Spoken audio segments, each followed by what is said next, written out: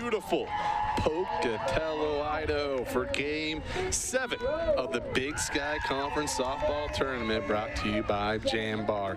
Sac State taking on the regular season champion and home team, Idaho State Bengals. Taylor, the winner, goes to the championship. My name is Lone Kelso, joined with Taylor Fitzgerald. It's a big game. Winner to the title. Loser plays another semifinal tomorrow. Full crowd, flags waving here in beautiful Pocatello, Idaho. Part of the Portneuf Valley as the starting lineups are getting announced for Idaho State. Number 3, Sac State, 2-0 in the tournament, beating Northern Colorado in a thriller last night. Idaho State 1-0 in the tournament, taking down Montana 10-1 in 6 innings. Taylor, what are the keys for the Hornets? The Jeremiah Johnson keys to the game.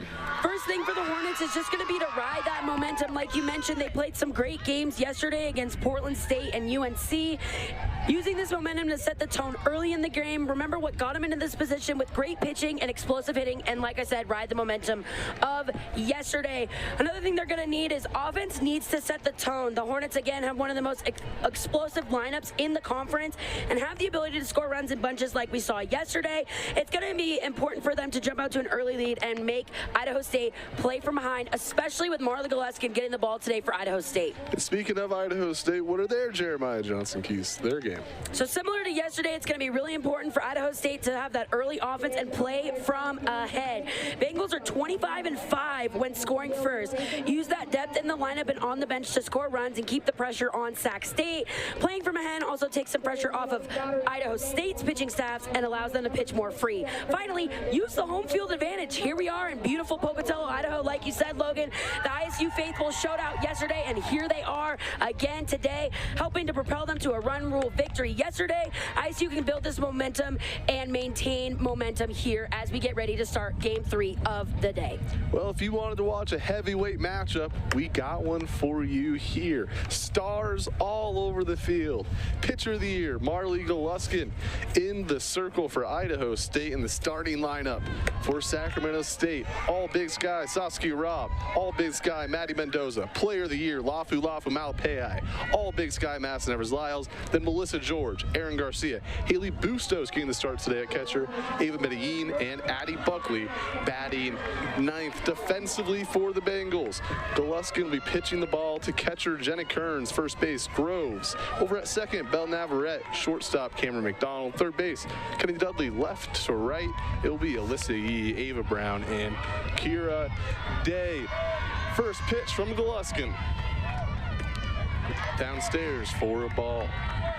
What I think, Taylor, the best softball matchup pound for pound across the country on this beautiful Tuesday. It is 65 degrees and sunny.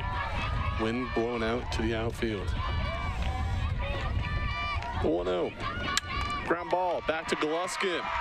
And that's how the first out of the ball game is recorded. One down. Marley Gillespie, one of the best fielding pitchers in this conference, gets Saskia Robb to ground out on a ball. Just back to her, easily scoops it up for out number 1 as she tosses it over to Sydney Groves. Marley Gillespie has an ERA of 2.32 on the year, 12-4 win-loss record, 105 2/3 innings pitched, 80 strikeouts to 34 walks.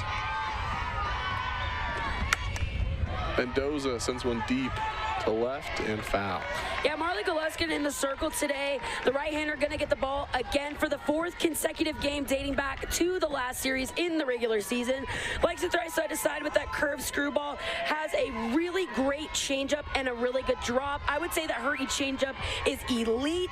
She gets a 51% swing rate, so I'd look to see her try to use that a little bit more today against these Sac State hitters, as it's going to be important to change speeds and eye level. 1-1 the count on Maddie Mendoza, star shortstop from El Paso, Texas.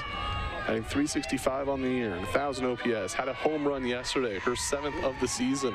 The 1-1 pitch from Gillespie. Taken off the plate for a ball. Ooh, nice pitch right there on the corner by Marley Gillespie. And you can see Jenna Kearns back there trying to frame it up, but just misses outside for a ball. Winner plays in the championship game on Thursday. Loser will take on the winner of Montana and Northern Colorado tomorrow. 2-1 pitch. Just misses, and it's 3-1 on Mendoza. One of the things I really like about Maddie Mendoza specifically is she really plays with a lot of energy, not just in the box, but also out on defense. Again, we've been talking about it for the past 2 days, one of the great shortstops in this Big Sky, but she has the ability to change momentum with her energy alone. 3-1 driven deep into left, and Maddie Mendoza puts the first run on the board. Her second home run of the tournament. It's 1-0 Hornets.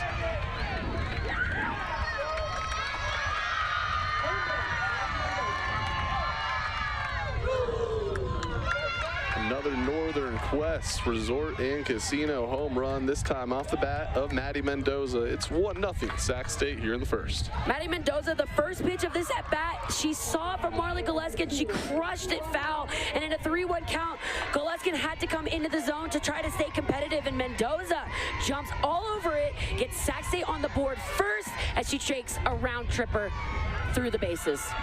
Lafu Malapei, Big Sky Pitcher of the Year, Big Sky Hitter of the Year.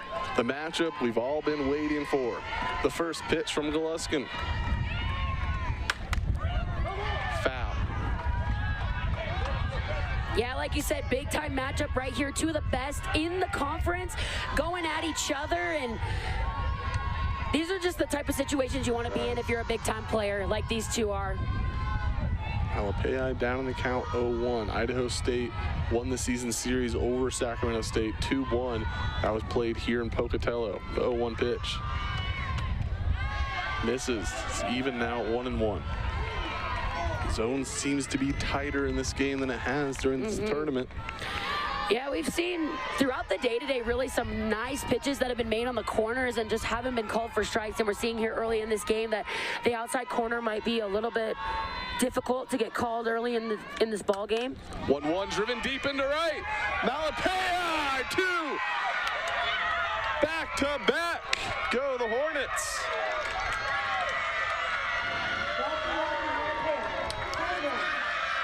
And it's 2-0. Thanks to that Northern Quest Resort and Casino home run. Man, I talked about it yesterday, and you could just feel, it just felt like Malapei was due for a home run here with how explosive she is. She's been held home runless until this pitch right here that she gets on the outer half. And again, we had been talking about how the outer half wasn't really being called for a strike, so Gillespie had to bring it more over the heart of the plate, and Malapei, again, does not miss. Third time this tournament we've seen players go back-to-back with home runs. Idaho State is 21-4 when scoring in the first inning. When their opponents score in the first inning, they're 4-10. Big lead here for Sacramento State, being able to jump ahead. Crowd silenced. Madison Evers-Lyles in the box. The best hitter beats the best pitcher in round 1. First pitch strike to Evers-Lyles. What does that bring her home run total to now, 25? She now has... Malapei? No, for the tournament. Oh, for the tournament? Yeah. Oh, man, I lost. I think 25. I think it's 24, Oscar. The 0-1. Oh, there's that changeup from Gillespie, just misses a bit inside. 1-1 now. What does it bring Malapei's up to? That's Malapei's 16th home run of the season. So 2 behind Sydney Grove for the lead in the conference. 1-1 from Marley Gillespie. Swing and a miss. Evers-Lyles chasing upstairs. Marley went 5 2/3 and not allow a run against Sacramento State in her lone outing against the Hornets this season. Sacramento State went back-to-back against the Bengals in that series to lead off a game. Evers-Lyles hard hit foul.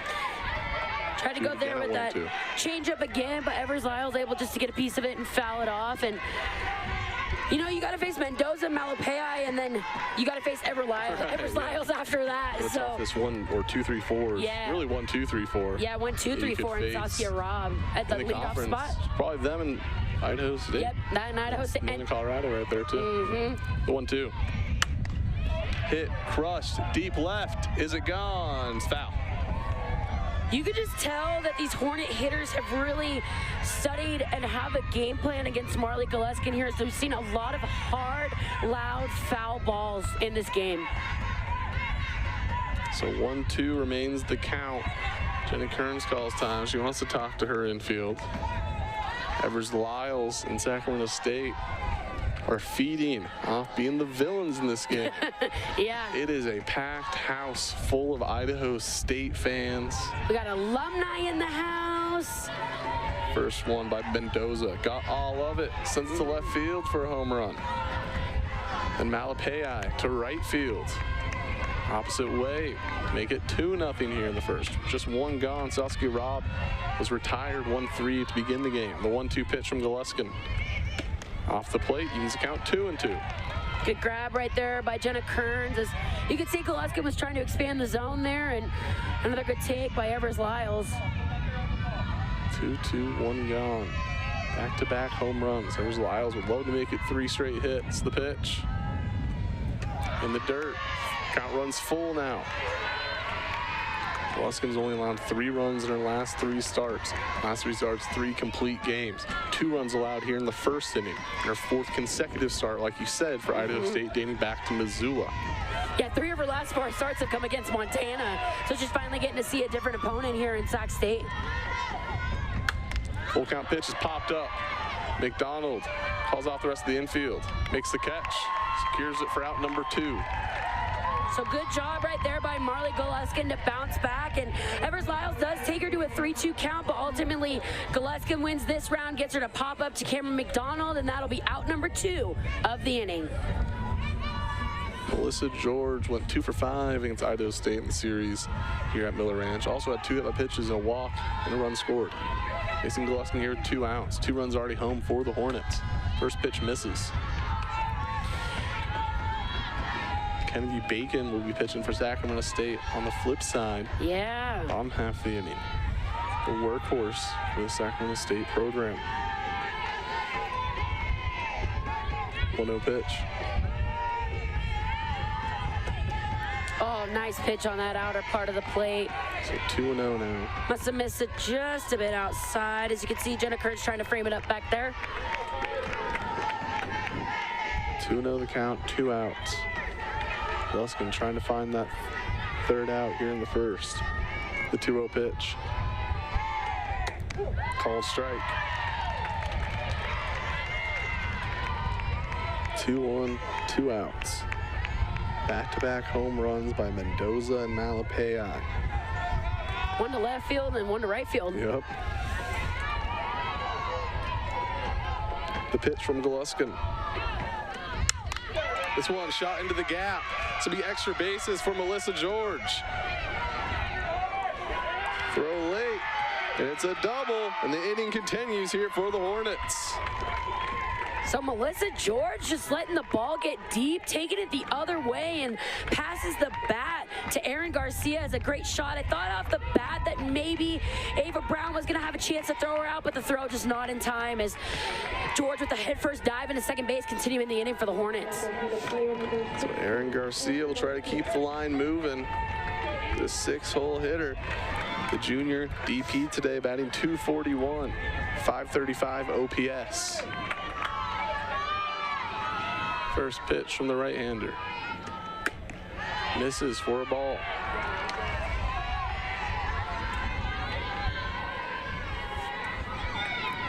One out, 2 outs. Runner on second. Goluskin gets her sign from the dugout. Here's the pitch. McDonald on one hop, tosses to Groves, retire the side, but not before Maddie Mendoza and Lafu Malapei go back-to-back to give the Hornets the 2-0 advantage. Bengals will grab the bats after the break. You're watching the 2026 Big Sky Conference Championship Tournament presented by Jambar on ESPN+. What you put in determines what you get out. This is true for sports. You've got to be willing to do the hard work. There are no shortcuts. That also holds true for how you fuel your body. At Jambar, we take pride in only putting the cleanest whole foods in our organic energy bars. No fad diets, no false promises. Just healthy ingredients to power your performance. Jambar, the official energy bar of the Big Sky Conference. 1. Some say it's the loneliest number. But when one is a collection of many, one can stand for all. At Blue Cross and Blue Shield of Montana, we've been your one local and trusted healthcare partner for 85 years. And through every journey, our one true focus has remained the same: to elevate the highest levels of preventive care and overall wellness, one member at a time. Always keeping you and the ones you love at the center of everything we do. Pocatello. Is it a noun or a verb? Either way, let's Pocatello. You can do all this. Or this.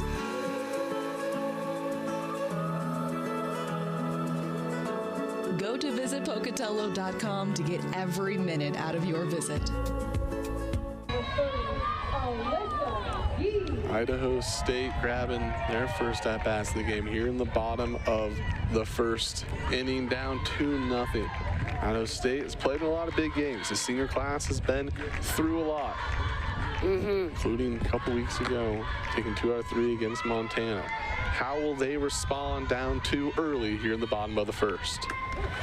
I think this is the type of game, Logan, where we're going to see punches just thrown back and forth. And you know that runs are going to be put up on the board by both of these squads. And so it's going to ultimately come down to who can get the essentially last laugh and score the last run. Right. 0-1 on Alyssa Yee. Starting lineup for Idaho State. It'll be Alyssa Yee, Karen McDonald, Ava Brown, Sydney Groves, Jenna Kearns, Kira Day, Jaden Moore, Kennedy Dudley, and Belle Navarrete. In the circle, Kennedy Bacon, 3.62 ERA, 11-7 win-loss record, 106 in the third innings pitched, 64 walks to 68 strikeouts. She'll be throwing the ball to Haley Bustos. At first base, Melissa George. Over at second, Ava Medellin. Over at short will be Maddie Mendoza. Third base, Madison Evers-Lyles. Left to right, Lafu Malapei, Saskia Robb, and Addie Buckley in right field. 2-1. Misses. It's 3-1 on Alyssa Yee. Alyssa Yee batting .373 and 1,000 OPS. 63 hits. 25 of those going for extra bases. Has a 3-1 hitters count here against Bacon. The pitch. Taken for a strike. What do you see in the circle from Kennedy Bacon? Yeah, Kennedy Bacon really likes to work mostly to that outer half of the plate with that curveball, has a drop ball as well. One thing she's really, really good at is she starts in the strike zone and then slowly she starts to expand you out of the zone, getting you to chase, as she does right there with Alyssa Yee. But she just is a gamer and she's not afraid of the big moments, and she'll go at anybody in this conference and try to get them out as she records her first strikeout of the day. Yeah, gets Alyssa Yee to chase. Late on the swing. There's one gone. Here for Cameron McDonald. McDonald went 7 for 10 against Sacramento State in their series. Scored 7 times and had 3 walks. Well, I think in this situation, if you're Idaho State, you saw Kennedy Bacon twice during the regular season, and it's no surprise what she's going to throw. She's been, you know, she sticks with that bread and butter of that outside pitch, that curveball, that drop ball. Has a changeup as well that she likes to mix in, but I think you just got to pick a pitch and you just got to take a hard swing at it. 1-0. Make it 2-0 now on the 2-hole hitter, Cameron McDonald, batting .426 in the regular season, and 1,000 OPS. To drop it down for a single. 2-0 pitch from Kennedy Bacon. 3-0 now. Well, Cameron McDonald, one of those hitters that Idaho State knew that she's a great hitter and a great shortstop, but really in that Seattle series, like we have talked about, she just kind of broke out and really hasn't really done anything since then. She just has been really good moving in from that 9 spot up into the 2 spot here behind Alyssa Yee and in front of Ava Brown.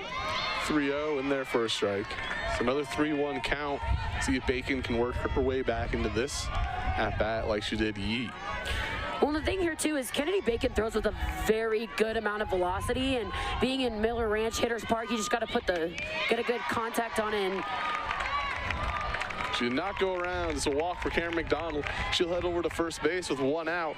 Now it's Ava Brown's turn to bat against Bacon. Senior versus senior. Ooh, Faced up each other the last couple seasons. Ava Brown won Player of the Year last year. .327 batting average. 1,100 OPS this year. Hit her 14th home run of the year yesterday. And that was a shot off the bat of Ava Brown. Just a pitch elevated over the heart of the plate from Cameron Ortega and just took it out to the Idaho State faithful out in right center field. Bacon gets her sign. First pitch. Taken for a strike. Well, it'll be interesting to see here as Cameron McDonald is very good on the base pass, very good base stealer, and we haven't seen the arm of Haley Bustos all season long, so it'll be interesting to see if head coach Andrew Ritz puts her in motion or he works something with Ava up in the box here. Swing and a miss. Bacon has Brown down in the count 0-2. 1 out in the inning. McDonald stands at first. Idaho State down early 2-0. See what Bacon comes up with on an 0-2 count. He tries to expand the zone here with the curveball. Swing and a miss. Bacon gets her second punch out of the game. Strikes out Brown. There are 2 outs. McDonald remains at first base. Again, Kennedy Bacon just going to that bread and butter in the curveball, and like I said, expands the plate, spins it enough to get Ava Brown timing off, and that'll bring up Cindy Groves with 2 outs, and Cameron McDonald still on first base. Deep center field. We're tied. First pitch swinging. Cindy Groves.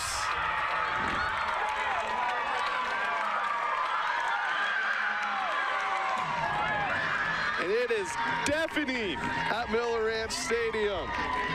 That home run brought to you by Northern Quest Resort and Casino. Sydney Groves with her 19th home run of the season.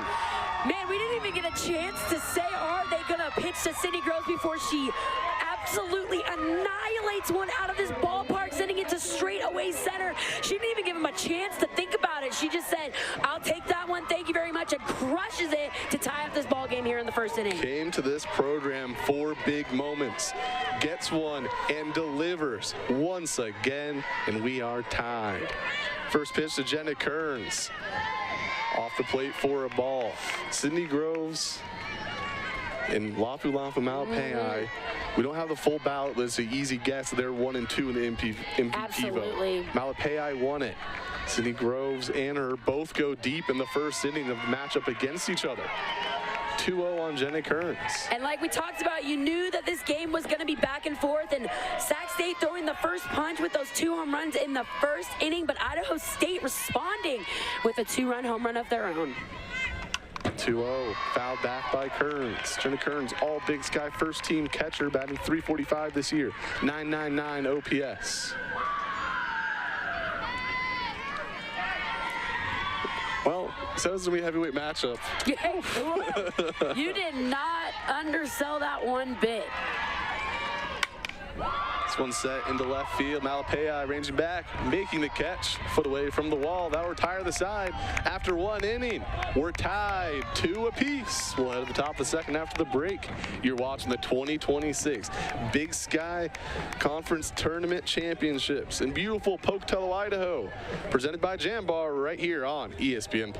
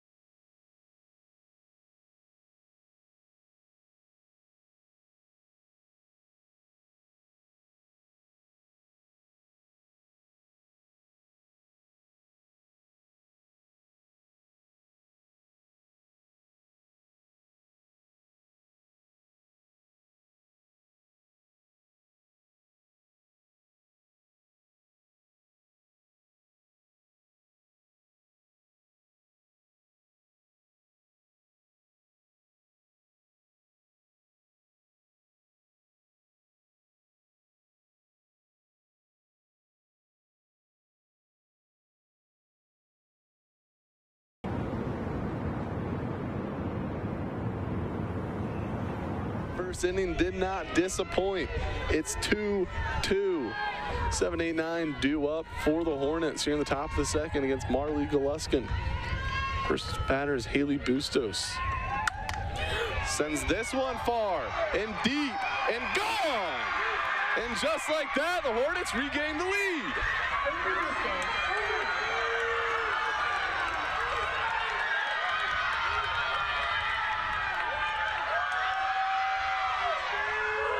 Bustos' second home run of the season couldn't have came at a better time. It's 3-2 Hornets. Logan, I literally have chills right now watching that happen. That ball got out of here in a hurry, and Haley Bustos having to step up and catch with the absence of Shannon Garcia. And first pitch she sees from Marley Galuskin, she annihilates herself. And now Hornets go back up 1-9. I still have goosebumps. That it was insane. And that'll be it for Marley Galuskin. After the break, we'll tell you about Casey Aganaga. You're watching the 2026 Big Sky Championships on ESPN Plus, presented to you by Jambar.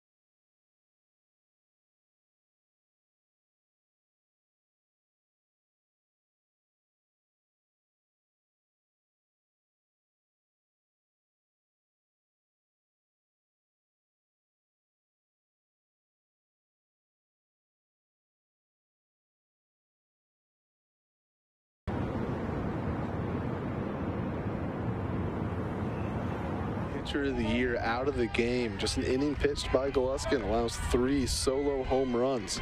Now it's Casey Aganaga's turn in the circle. Pitching from the left side on the season. Aganaga, all Big Sky first team, 2.99 ERA, 14-4 win-loss record. This is her 27th appearance, 103 innings pitched, 68 strikeouts to 45 walks. The 1-0 pitch to Eva Medellin fouled away. These count 1-1. Like you mentioned, Logan, Casey Aganaga gonna come in on the left, from the left side, likes to throw a really heavy drop ball, has a curve and a backdoor that she likes to throw, but I think really what separates her is that funky lefty spin, and especially that left-on-left matchup is especially tough. She did not go around. So it's 2-1 now on Ava Medellin. She was looking for a bunt base hit right there.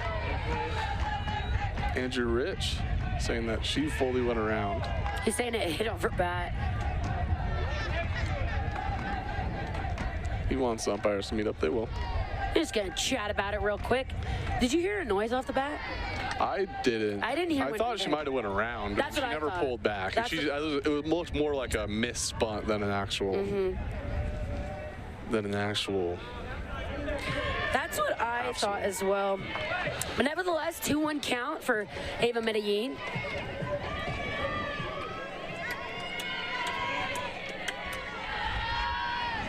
The 2-1 pitch from Aganaga. Gets Medellin to swing there. And it's 2-2. No outs in the inning. Solo home run by Haley Bustos in her first at-bat, first pitch she saw in the Big Sky tournament. Only took one. Only took one. 4 home runs already. In this game, only 6 outs recorded. Yeah.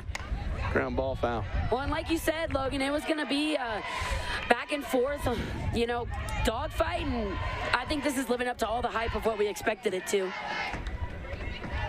Sac State able to respond. Sydney Groves tied the game in the bottom of the first. get 2 apiece. Sacramento State riding. Oh, what a great pitch. 6-game win streak as that one just misses.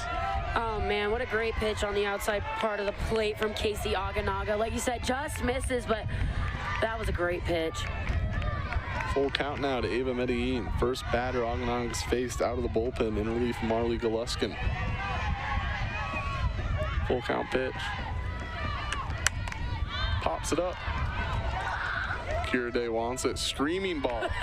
You could hear her all the way from where we're sitting.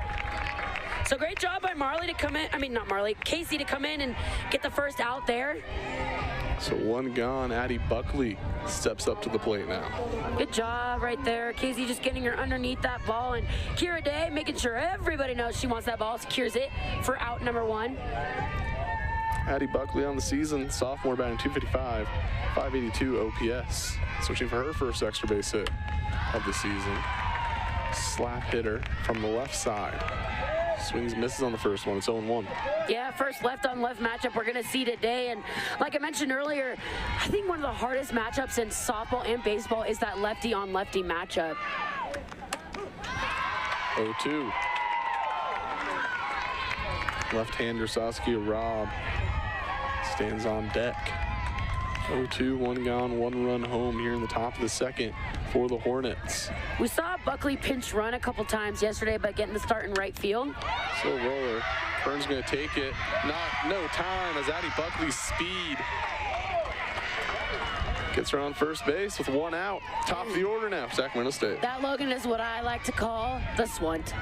Swunt. Another swunt. And with the speed of Addie Buckley, Jenna Kearns popped out behind the plate really quick, but just too quick down the line out of that left side of the box. Like you said, Saskia Robb will come up to the plate after grounding out in her first at-bat back to Marley Goluskin. So 1 out, 1 on for Saskia Robb. 0 for 1 in this game, like you said. First pitch from Casey Aganaga. Swinging, foul. Saskia Robb yesterday hit a walk-off grand slam in their first game against Portland State, and just one of the many home runs that we've seen throughout this tournament so far. Hit that for the We've seen 2 grand slams now. Yeah. One in the previous game by Emma Harrington and one by Saskia Robb yesterday. 0-1 off the plate. Evens count 1-1. Sac State took down Portland State in their first game, their second game of the day. Beat Northern Colorado in a thriller.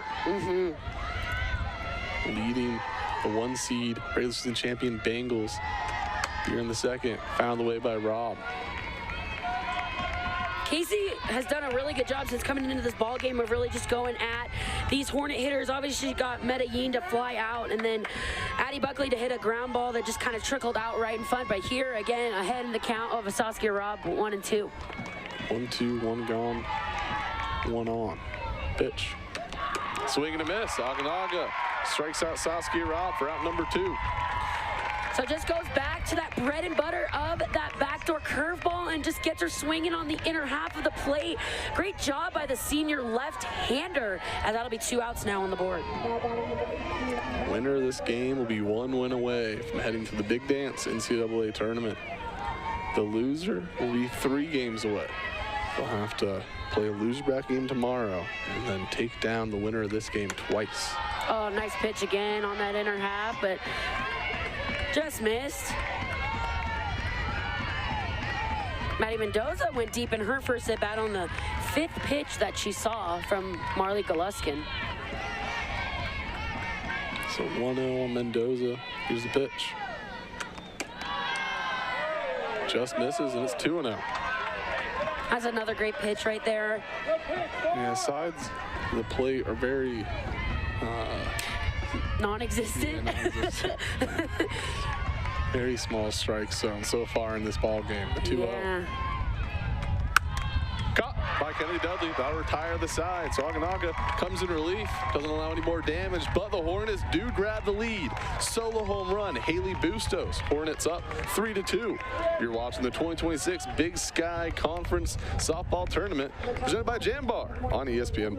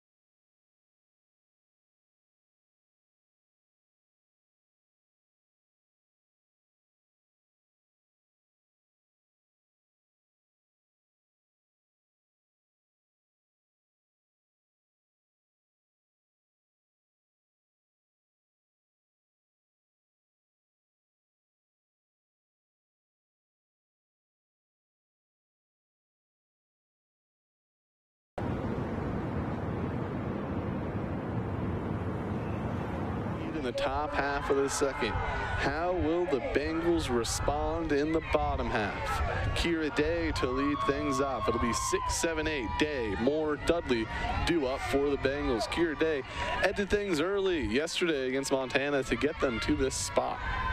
First pitch from Bacon. Swinging. Foul.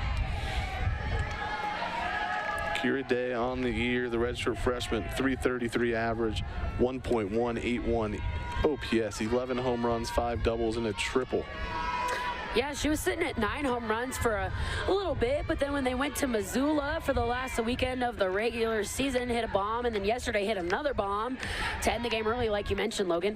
0-1 ground ball over to Mendoza. Quickly over to first. Picked by Melissa George for out number 1.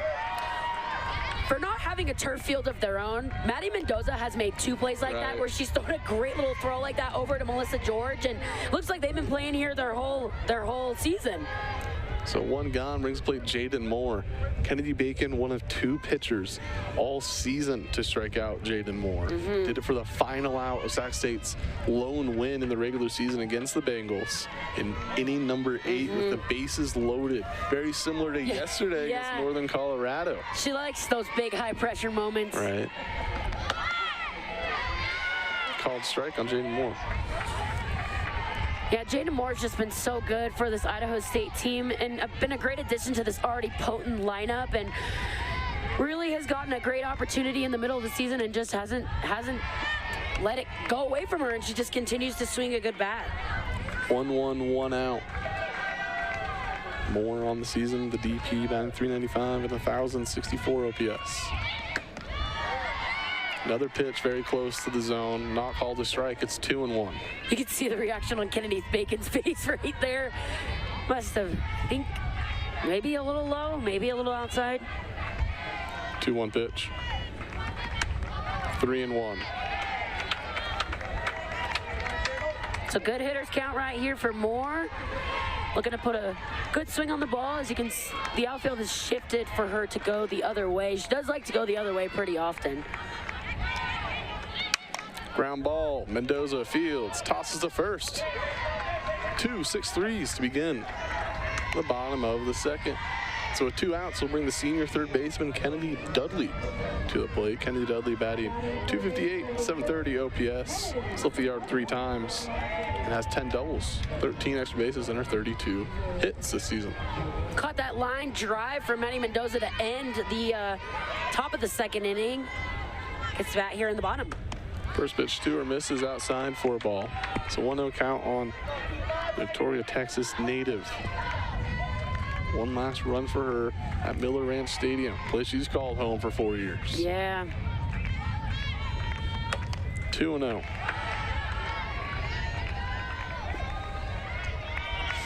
Bacon regrouping. Gave up a walk and 1 hit. Hit that 1 hit though. 2-run home run by Sydney Groves. Just briefly tied the game before Haley Bustos regave the lead as this ball's driven way back. We're tied again. Kennedy Dudley, the senior, delivers in the bottom of the second.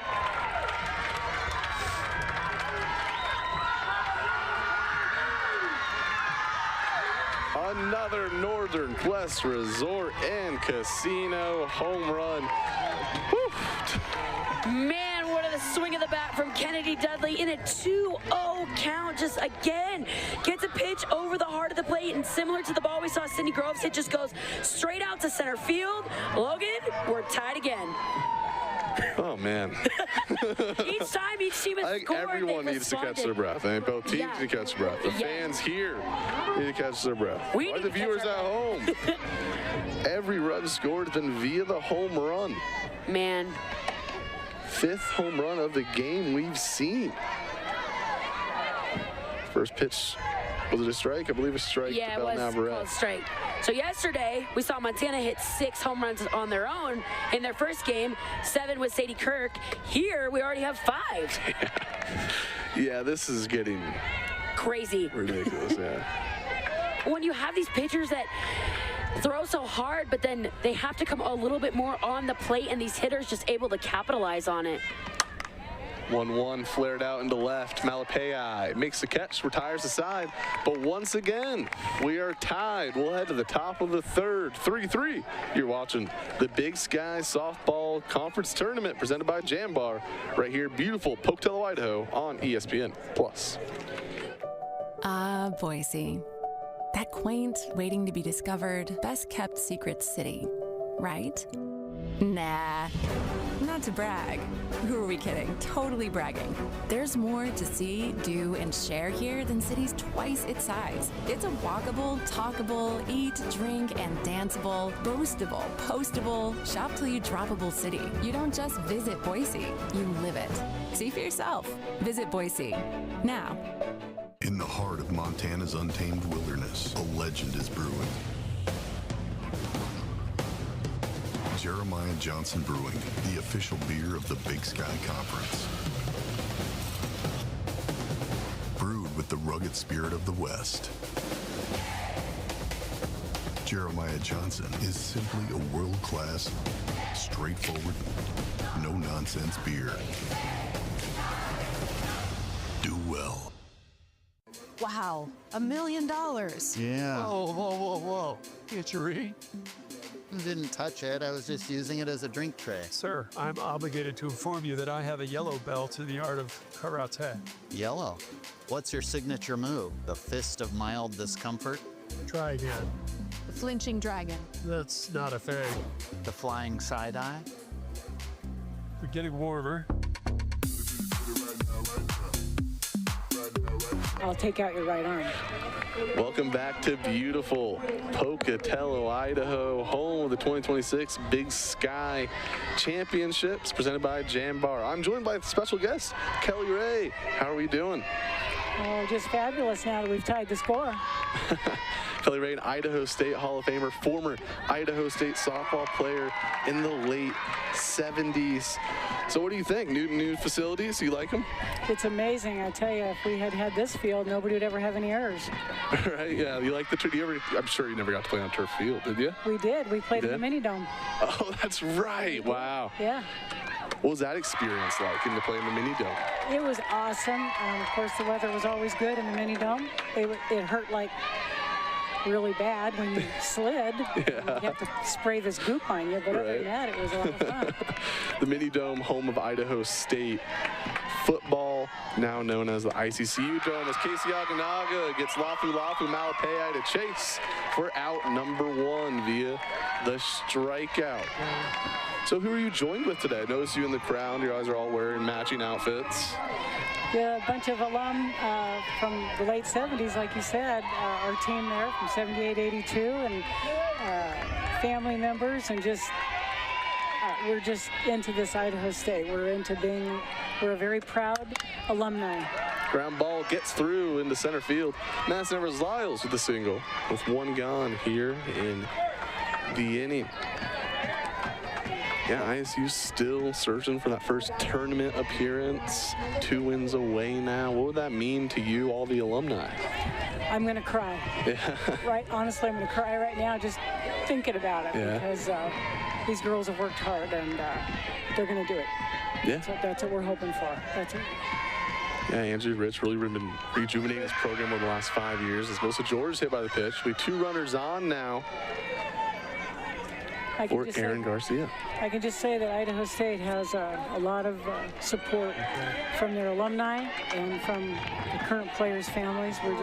We're really behind these women. That's awesome. That's great to hear. Happy to hear that. I know they love the sport. I saw them seeing you guys before the game. It was all smiles from them. Seen the support. I've seen other alumni from all the eras around the facilities over the last 2 days. Well, we went out close on the back pick. Literally in San Diego when Idaho State played a few weeks ago. There were more people there for Idaho State than there were for San Diego. That's really cool. Okay. Yeah, I mean, I'd like to say Idaho State's a softball school. It's been the best sport over the last decade, I'd say. Mm-hmm. A lot of support, a lot of upgrades recently. Second time in 3 years they host a tournament. They'll be post-tournament again next year. Yes. Like I said, we have a very, very strong alumni who are supporting these women and this team and this school, the school. Yeah. swing and a miss. 0-2 goes Aaron Garcia. Okanagan looking for another strikeout. What position did you play when you were in the collegiate level? Well, I played infield mostly when I played. I wasn't a very good player. Oh, come on. You're an ISU Hall of Famer. Yeah, but that's for lifetime achievement. It's not for playing. Trust me, I sat the bench. That will hit Aaron Garcia. So the base is now full of Hornets. No, I was a bench sitter, but a very proud bench sitter here at Idaho State. It's very serious. Yeah? Yeah. Well, hey, you're supporting the program. That's all we could ask for. Changed a lot of people's lives. Everyone I talked to that graduated from Idaho State or even went to Idaho State, all of my peers, colleagues, it changed their life. Yeah. And it really changed mine. And that's why we're all about giving back to this school. Yeah, I love to hear that, Kelly. It's nice to hear. It's nice to see the support of Pocatello. It's nice to see how packed this crowd is. Oh, this is. Can you imagine the mini dome getting this packed for something? No way. The most we had was like 8 people. Seriously, 8. There were like 8 people there. Yeah. Even interesting, you packed your car up and drove to Pocatello to attend ISU. Pardon me? So I heard that you packed up all your stuff, Yes. got in a car, you came to Pocatello for 1 semester, and then you earned that scholarship. That's all the money I had. It was a wing and a prayer. Yeah? Seriously, a wing and a prayer. Was it a dream to play softball? Oh, God, like nobody's business. Yeah? Who's your favorite player you've seen play? This era or my era? Any era. You can do both eras if you want. That's a hard one. I have a lot of respect for Ava Brown from this decade, absolutely. Vicky Galasso, of course. Yeah, of course. And of course, from my era, Chris Shoemaker. Yep. Absolutely. The 1-1 swung on and missed. Okanagan trying to work her way out of the jam. Bases full of Hornets. 1 gone. Haley Bustos at the plate, had a home run her last at-bat, her 2nd home run of the season. Actually, the first pitch she saw all tournament sent out to center field.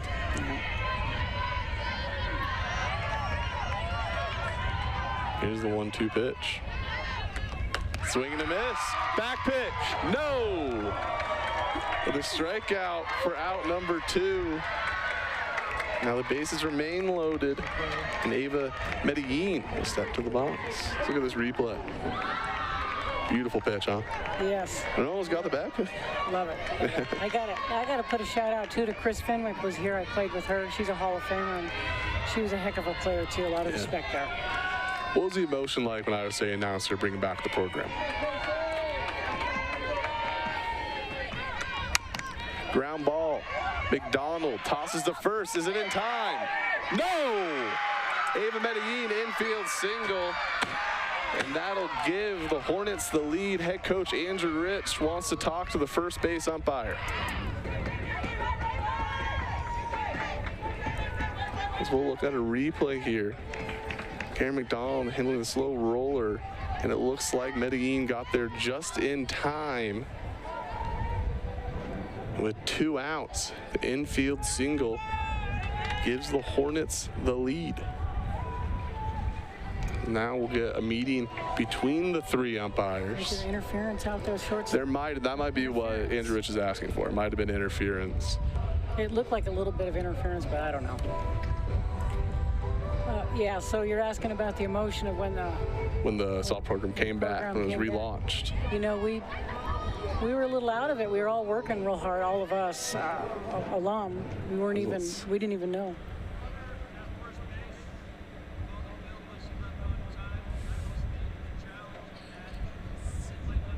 So the challenge is if the first base runner left early, that base runner would have been, let me pull this up, would have been Aaron Garcia. So we're seeing if Aaron Garcia on first base left early. I'm not sure if we'll have the replay review for it on our end due to cameras not tracking every runner. But there's cameras on first, third, home plate that the umpires see in the visiting locker room. So we have a challenge here. Either it stands and Sacramento State will gain the lead, or if she leaves early, that's the third out. I wasn't looking. No? What do you think about New Benny? You like New Benny? I like New Benny. I asked him how he's doing in there, and he said he's sweating like a pig and not a Bengal. Yeah. I know Benny could talk. Well, he went like he was signing to you. Okay, yeah, okay. He was doing sign language. He was fanning himself off, letting you know. Oh yeah. Yeah, a lot of upgrades recently at Idaho State. The best still yet to come under Pauline Theros as athletic director. She's done an incredible job. Some incredible hires. I mean, football has gotten better over the last couple of years. I think should probably be a playoff team this year on the FCS level. Then Idaho State, 2 wins away currently and getting to their first ever NCAA tournament.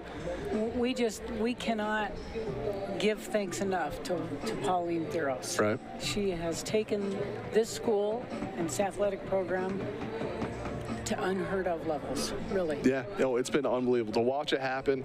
I grew up in the Boise area, and I've seen the change. From Idaho State, kind of as a kid, didn't really know they were a Division I college. Yeah. And then a couple of years ago, before I moved here, I was like, oh, okay, Idaho State's starting to become competent. I learned who they were. And now they're competing for things. I mean, I go to other cities, and they'll talk about Idaho State. They'll talk about whether the football team is looking pretty good or the softball team is looking pretty good. The basketball team, a couple successful years. Seton's done a great job. No, Pauline Theros has put this school on the athletic map. Yeah, definitely. In this decade, absolutely. Definitely. I think we have some replays to look at. The first home run, this one by Maddie Mendoza, that gave the Hornets a 1-0 lead. Then back-to-back, Lafu Malapaya, opposite way for the second home run of the game. And then Haley Bustos for another one. Maybe we get some ISU stuff here for Kelly Ray. Please. Here's Kennedy Dudley's. There it is. Ball was launched. A senior. Have you been able to talk to Kennedy Dudley over the last 4 years? And then Sydney Groves, of course. Of course. Yeah, of course. Sydney Groves, unbelievable addition to this program. Oh, I just wish she could stay. We need her to stay. 3 more years. We need her to stay. Yeah, need her to stay. Yeah, I think everyone in Pocatello would agree with you there. Are you following any of the pro softball now, the AUSL? You getting invested into it, or are you too burnt out from the pro leagues, not really working? No, I'm not a pro watcher. I like the purity of this level. Right. I do. I like the purity of it. The pro does not interest me. Hey, fair enough. As the umpires come on the field for the official announcement, here's the call. Runner did not leave early, so Sacramento State will take the lead. It's now 4-3. Bases will remain loaded for the 9-hole hitter, Addie Buckley. So Sac State once again taking the lead. Another lead change in this game. I mean, this is what high-level softball's all about. We knew it was going to be tight. You know, and all the stats, Idaho's 1, Sac State's 2. Okay, we knew it was going to be a tight game. Yep, it's a little tight one. Addie Buckley, a slap hitter, somewhat old-fashioned. 16 slapping kind of go away. Aganaga tosses to first. Not in time. That's going to be another run for the Hornets. It's now 5-3. Addie Buckley with the speed beats it out to first base. Another 2-run advantage for the Hornets. Casey Aganaga underhanding it to first base. Yep, got there just in time. It's 5-3. Saskia Robb now at the plate with 2 outs. Her 3rd time through the order. Second time facing Casey Aganaga. Up the middle. So score 1. Here comes Ava Medellin. She is safe. And it's a 4-run lead now for the Hornets. Well, Kelly, I don't want to keep you here too long, so you're free to leave if you want. It's been a pleasure. You can say if you want. I think you're trying to get rid of me. No, I just don't want you to get too upset being up I don't here. want to get upset Watching and all break your these. leg as I'm pounding on it. You know, my Bengals, Well, good thing about it is they can score a lot of runs in bunches. They've done it. They, all season long. Yep. These women have come back. from adversity. Right. And this game is no different. You know, anyone at any time. Right. Yeah. I mean, we saw them down 6-0 to Sac State earlier this year. Came back, got to extra innings, couldn't get the job done. They got close. Same thing with Weber State. Down 7, ended up scoring more than 7 runs in that game. Weber State just added a couple late to win that one. And exactly. That's it's been all season long like that. Right. And they've come back from a severe deficit to go ahead and take the game. Yep. So 1-0 on Maddie Mendoza, has a home run in this game. Home run here would break it completely open. And fouls that one off. And let's not forget, we got 4 more innings. Yeah, exactly. 4 more innings. And then no matter what, the loser of this game still gets another one. They'll play the winner of Montana and Northern Colorado tomorrow. Winner gets the advantage of, well, only 1 more win. They're in the tournament. And they get the day off tomorrow. But some coaches have told me in the past, almost having that day off, somewhat of detriment due to, not staying fresh like every other team playing every single game. That's the rub there on that. Right, yeah, right. you like to keep the momentum going. Yep. 1-1. 2-1 now on Mendoza. Laffy Malapei Yeah, we got 2 outs. on deck. Runners on second and third. Yeah, we're second and third right now. Rob at second, 2 RBI single. Speed of Buckley at third. Fouled away by Mendoza. So 2-2, 2 outs, 2 on, 4 runs home for the Hornets here in the top half of the 3rd inning. Ohio State once again behind in this game. We're able to equalize it in the 1st and the 2nd. Hornets put in a statement ending of 4 runs, 2-2. Full count now. And with this kind of support that we have, that Idaho State has on field right now, Yeah. you have that kind of home field support. It does help. Whoa, that's a lot of wind. Yeah, we're gonna get time called. I haven't had that much wind in a while here. I kept saying during the tournament, we feel we haven't gotten it's not as windy as it usually is at Pocatello. It's really picked up during this game. That lake wind advisory. That could be why we have so many home runs on this. That could be. I mean, look at the way the wind's blowing right out that way. Yeah, so full count, 2 outs. Oganaga toes the rubber. Here's the pitch. Called, 3rd strike. That'll retire the side, but not before 4 Hornets score. Well, Kelly, it was a pleasure talking to you. Yes, sir. I'll talk to you after the game. Thank you so much. You got it.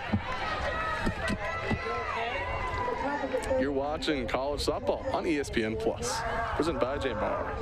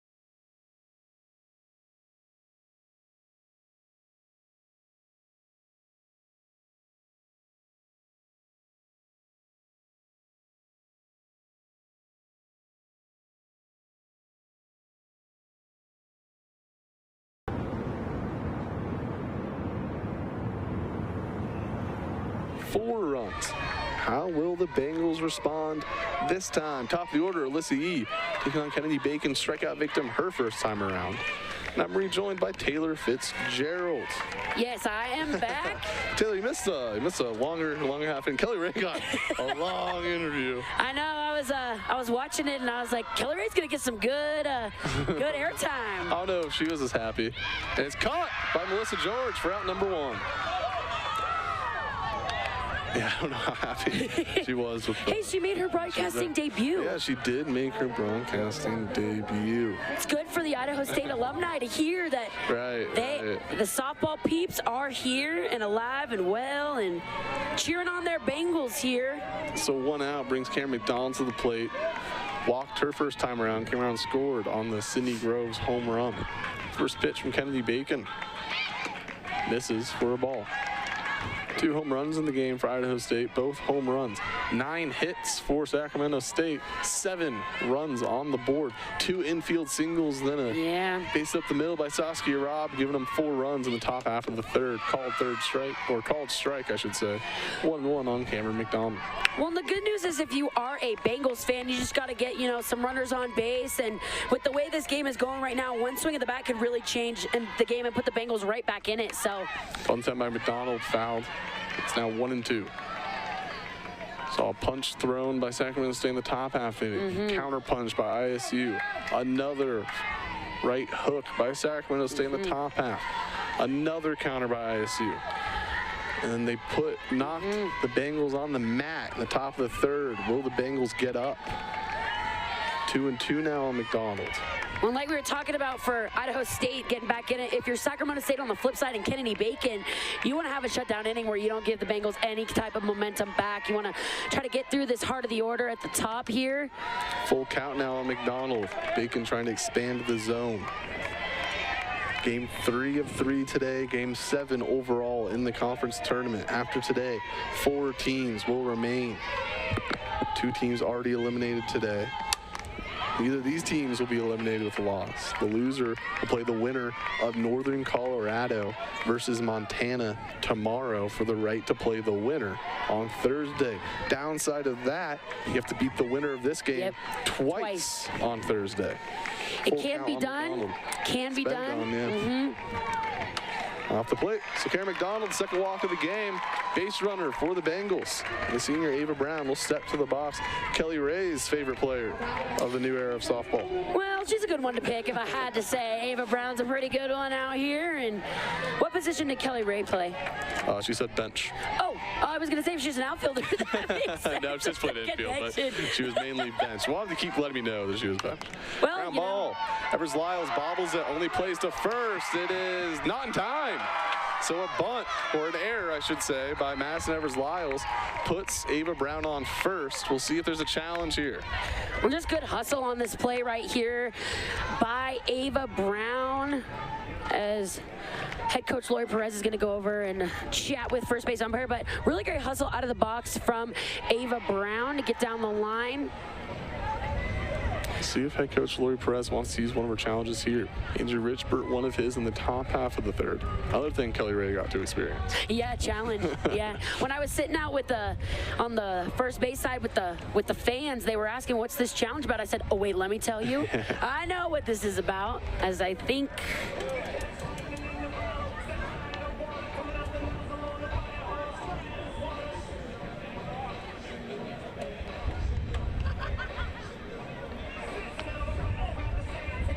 Head coaches talking to each other. Yeah, sharing some words. I believe we are going to get a challenge.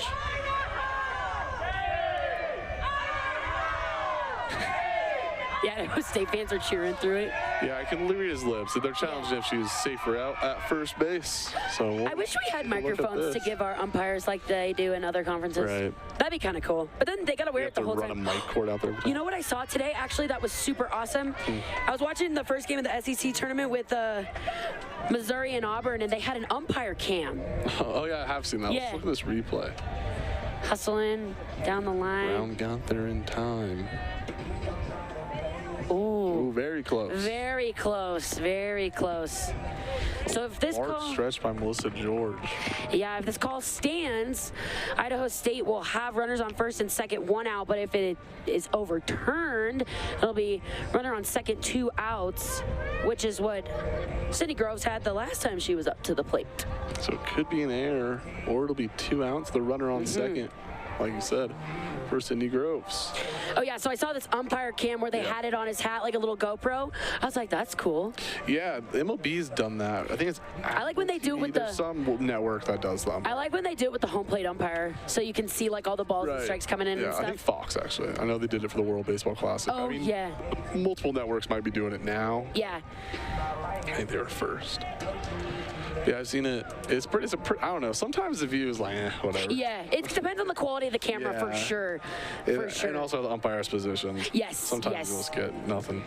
I do like when they show like the live view of the umpire cam with like the balls and strikes. Yes. It really shows you how hard how the ball comes in. Yeah, whoa. That ball did some crazy things coming in. Review taking a little bit. You see Benny in the crowd. Little girl standing next to him with the batting helmet on. Let's go. She's ready.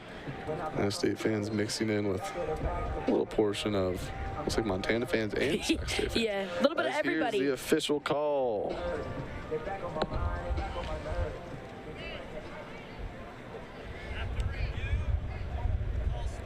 Call stands. David Brown safe out first. So both coaches will have one challenge for the remainder of this game. It's first and second, one out for Sydney Groves. Left the ballpark on one pitch her last time around. It'll be interesting to see how Kennedy Bacon pitches her the second time around because, like you said, left the ballpark on one pitch. So I would imagine she would try to work a little bit more of the corners, even though maybe not going to get the strikes called out there, but see if you can get Sydney Groves to chase a little bit. Can Idaho State respond? Down 4 after Sac State put up a 4 spot in the top half of the inning. Kennedy Bacon gets her sign. First pitch to Groves. Called strike.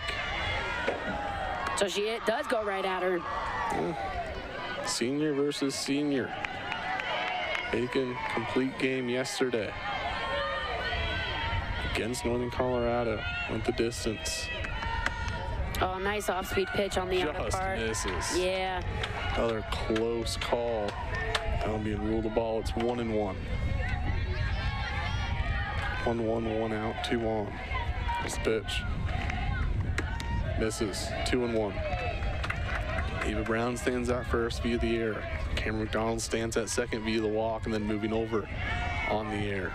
Both like almost could have been double play ball to end the inning. Now first and second, 1 out.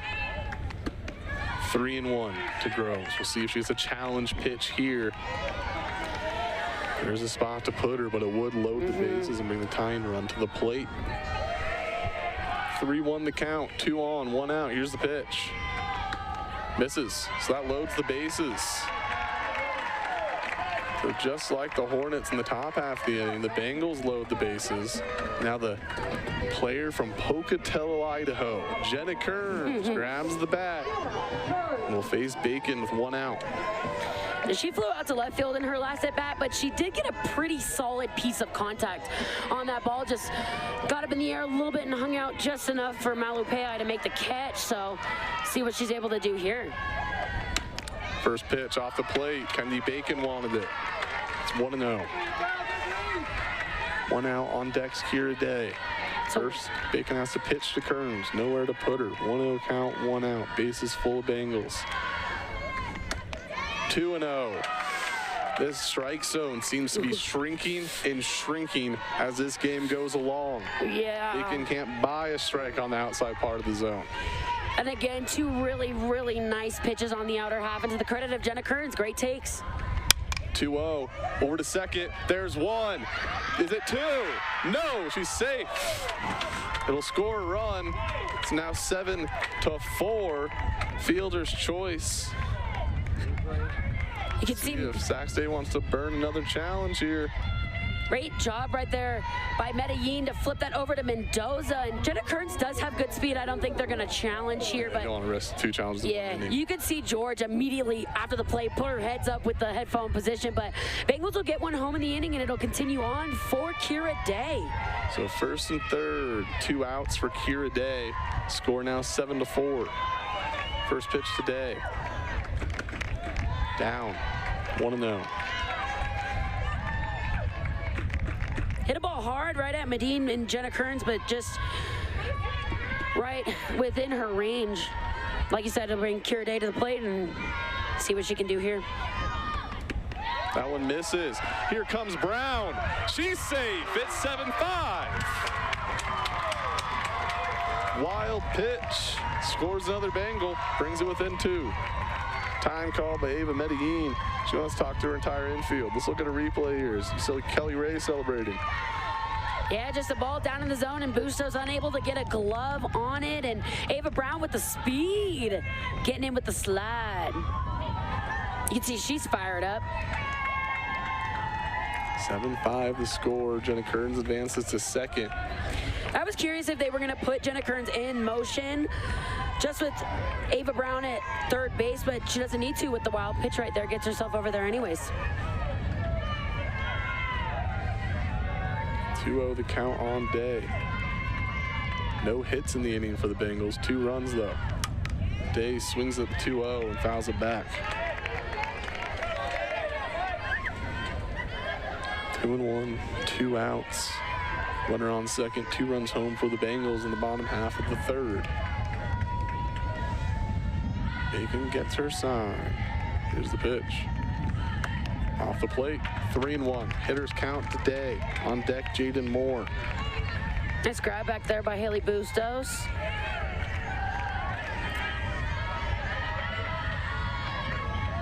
Big pitch here, 3-1, 2 outs. Pitch. Fouled away. Nearly gets Jaden Moore in the on-deck circle there. Luckily, she's all good, mister. So full count now, 2 outs. Runner at second. See what Bacon decides to go with here against Kira Day in round number 2. I think if you're Bacon, you just got to continue to throw that curveball and really make it dance across the plate. Ball 4. So Day reaches first. This runner's on first and second, 2 outs. Pitching coach will go out and talk to Kennedy Bacon, who's fired up after that last call by the umpire. She wanted a strike. Yeah, she did. And it was close. Again, really, really close on that outer half of the plate. Almost too close to take in that scenario. Yeah, but some of these calls are getting, I mean, hey, to be fair, consistent. Yes, consistent. He's been consistently calling those balls all game. Which, honestly, that's all you can ask for. Yes, it's consistency, but, man. So it'll be first and second for Jaden Moore. So we'll look at this pitch again. Very close. Ooh. Good frame by Bustos, but you can tell Kennedy Bacon really wanted that pitch too. I mean, I don't blame her. I'd want it. Bengals still don't have a hit in the inning. Scoring 2 runs, a couple walks in an error. A great opportunity here for the senior and Jaden Moore. So Jaden Moore, the senior designated player, will face Kennedy Bacon. Bacon struck her out. It's Moore's first ever strikeout. That happened at the end of the last home game for ISU in the regular season. First pitch swinging. Evers-Lyles wants it, tosses to first to retire the side. Bengals score a couple more, bring the score a little closer. Hornets still lead. It's Hornets 7, Bengals 5. We'll head to the top of the 4th after the break. You're watching the 2026 Big Sky Softball Tournament Championships on ESPN Plus, presented by Jambar.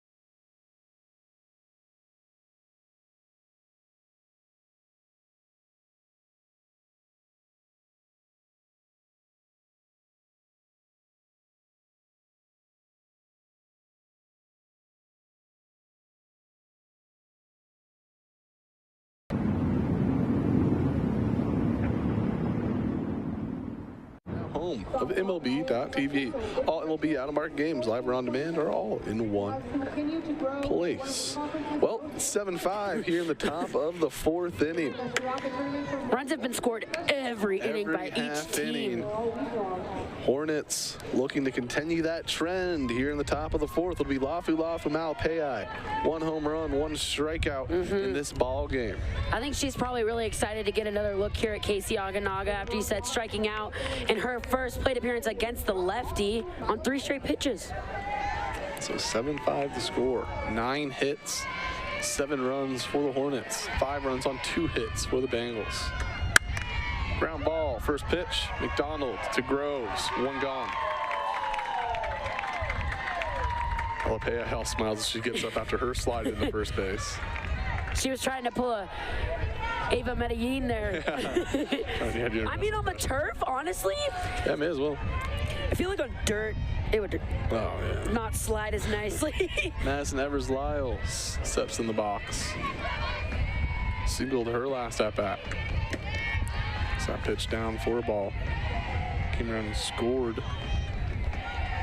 Has a couple home runs inside Idaho State this season. Has a couple in the tournament as well.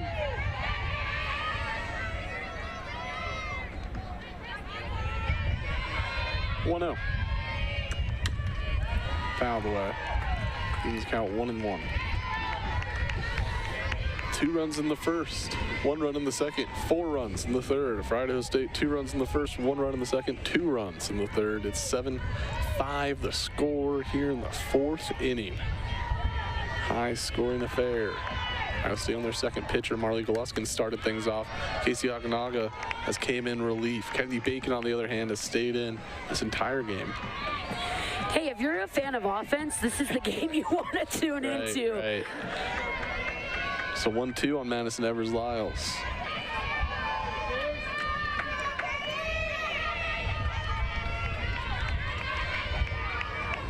Here's the pitch. Swing and a miss. Aganaga gets Evers-Lyles to chase, and they're 2 gone. Aganaga just comes back with a pitch on the outer half of the plate, and like you said, gets Evers-Lyles to swing out of the zone for her 4th strikeout since coming into the ballgame. Or 5th, excuse me, 5th. So Melissa George's turn at the plate. So George doubled and then was hit by a pitch her last time. First pitch, a called strike. Aganaga working quickly in the circle. 2 gone in the inning. Nobody on.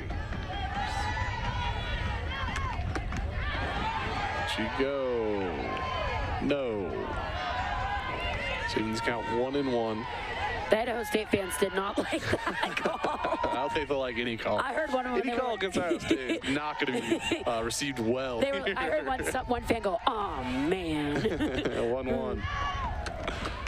Misses. Now 2-1. Bengals looking to put up a scoreless inning here and then go back to work in the bottom of the 4th. 2-1 pitch. Oh, good pitch on the inner half. Nearly clipped George, but 3-1 now. Hitters count for George. On deck is Aaron Garcia. Idaho State scored all their runs with 2 outs last inning.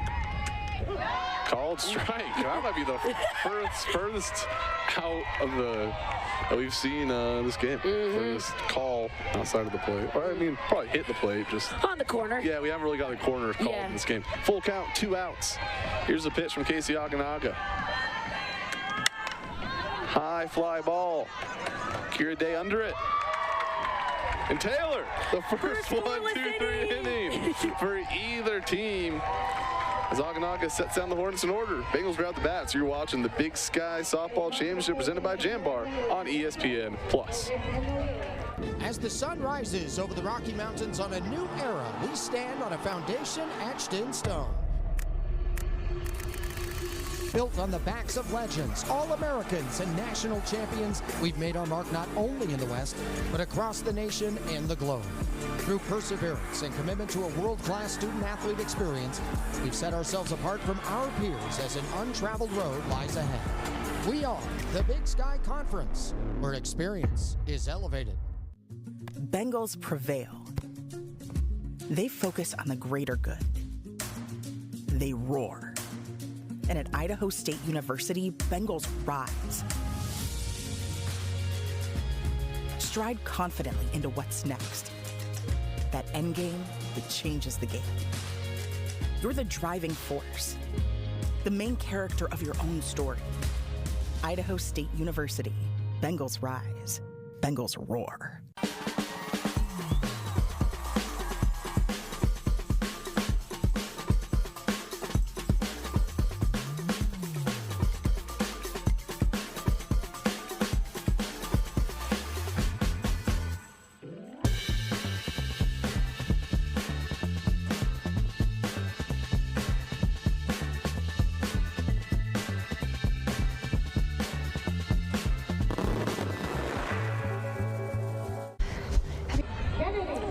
Bottom of the fourth inning.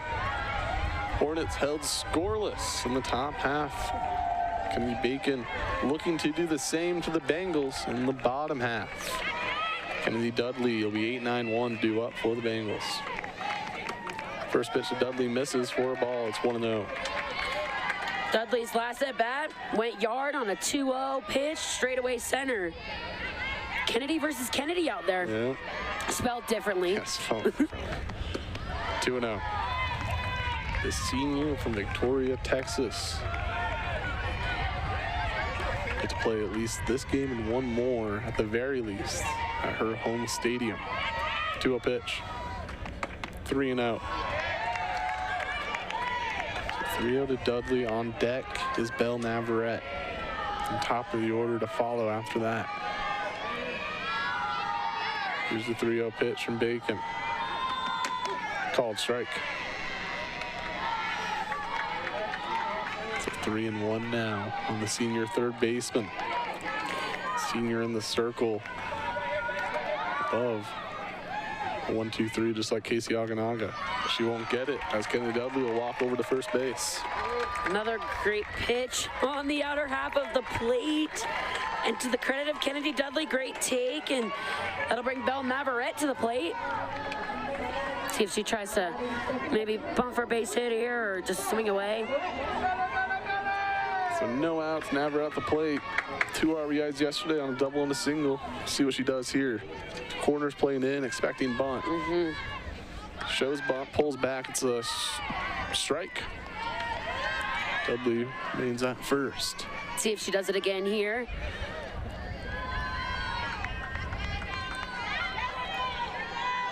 A 1 the count. Here's the pitch from Bacon. Not show bunt there, and the count's even 1-1.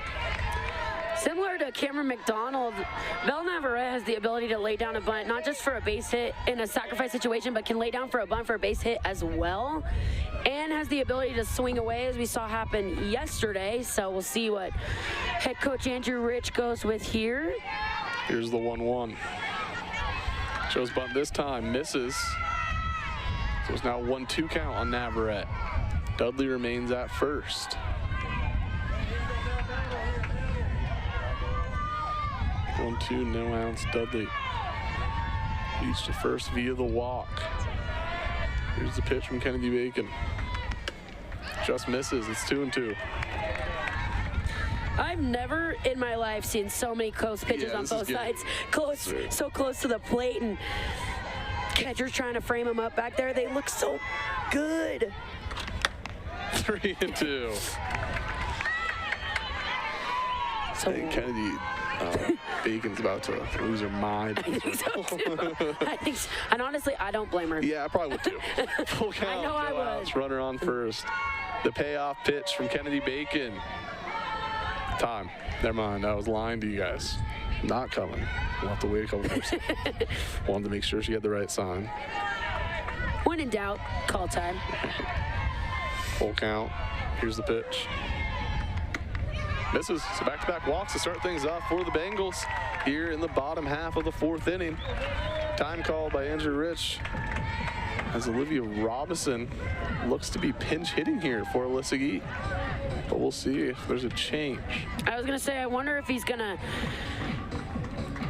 Everyone meet with everyone out there. Originally, I thought if Alyssa Yee was coming to the plate, maybe he would do a bunt situation, but with Olivia Robinson, she can lay down a good bunt. She has the ability to do it, but also has the ability to leave the ballpark. So we'll see what they go with here. But the last time that Kennedy Bacon faced Liv Robinson, Kennedy Bacon won the battle, so I'm sure Robinson would love another look at Bacon in the circle.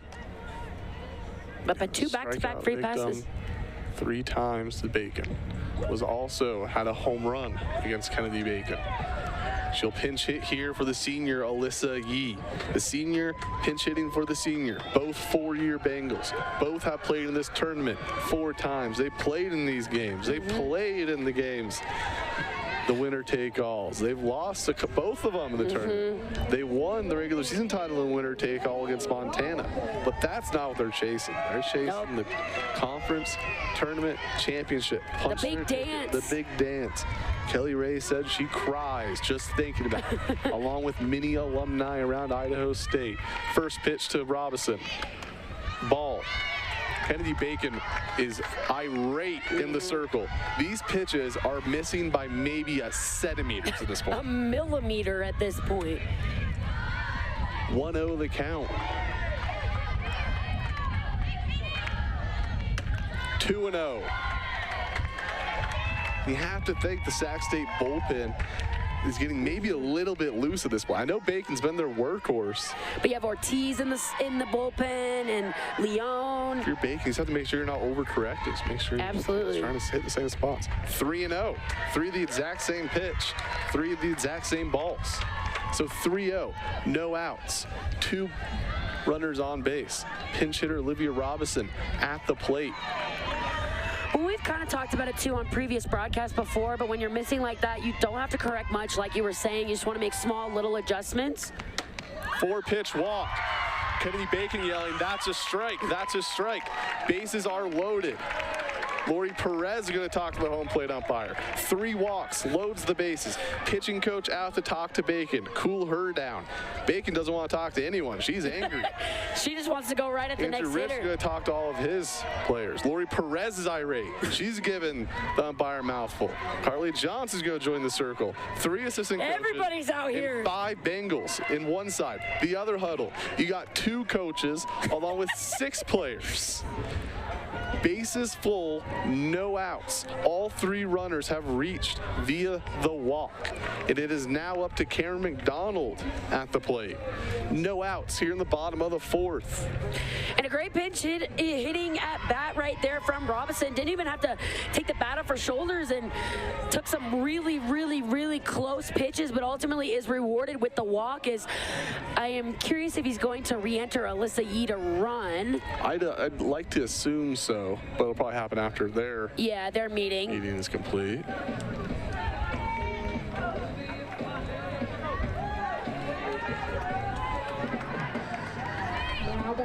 Trying to get the attention. Kelsey and Carly are trying to get the attention of their head coach. I don't think he's looking. I do not think he's looking. So it looks like Robinson will remain at first base. And Karen McDonald will step to the plate. Good opportunity for the junior shortstop here, who just has 2 walks on the day, but been swinging a good first pitch, swinging, deep left field, grand slam! Oh my!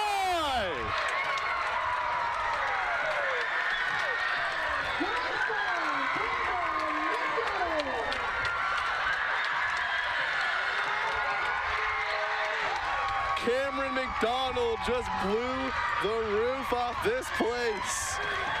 A grand slam for the first lead of the ball game, brought to you by Northern Quest Resort and Casino. Look at this one, Taylor. Oh my God, Cameron McDonald with an opposite field bomb, not waiting around, has seen many pitches from Kennedy Bacon and just jumps on the first pitch she sees. She knew it was out with the crack of the bat, and the Bengals have new life in the dugout as they take the lead 9-7. New pitcher on the mound. We'll talk about it after the break. You're watching Big Sky Softball on ESPN Plus, presented by Jambar.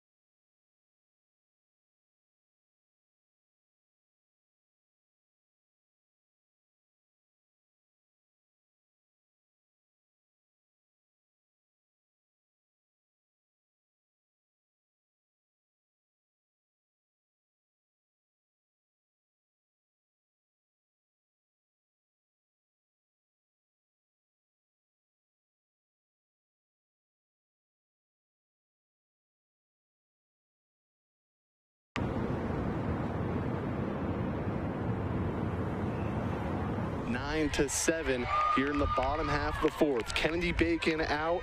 Enter Kendall Williams in 16 2/3. Kendall has a 1.26 ERA. This was her only 7th appearance. 19 strikeouts to 5 walks. Called strike on Ava Brown. It's 1-1. Yeah, Kendall Williams going to come into this ball game here. Likes to throw a curveball, has a drop ball that she likes to use as well, along with some other pitches, but she's mainly curve and drop heavy. I'd look to see her put the ball low in the zone and try to kind of stop the bleeding here for the Hornets as they look to keep this ball game right where it's at and swing up the bats in the top of the 5th. 3 walks in the inning and a grand slam by McDonald. No outs. It's 2-2 to Ava Brown. Man. There's no roof in this. They're going to blow the roof off our tent. Our tent roof is gone. Gone. We're actually orbiting right now. Yeah, press box roof, say no more. It's out of here. Gone. Dugout roofs, they're out too.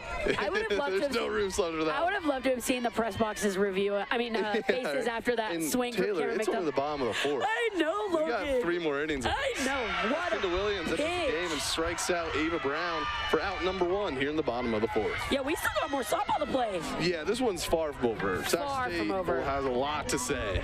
Great job by Williams right here to come in, and you can see she threw the timing off of Ava Brown just enough to get her to swing and miss, but job's not over, Logan, as she's got to face now Sydney Groves. Crazy, Taylor, Bengals have 3 hits, and all 3 of them have been home runs. You're so right. All 6 other runs came via free passes and errors. So, free passes, man. This Sydney Groves home run and a walk. She's down the count, 0-2.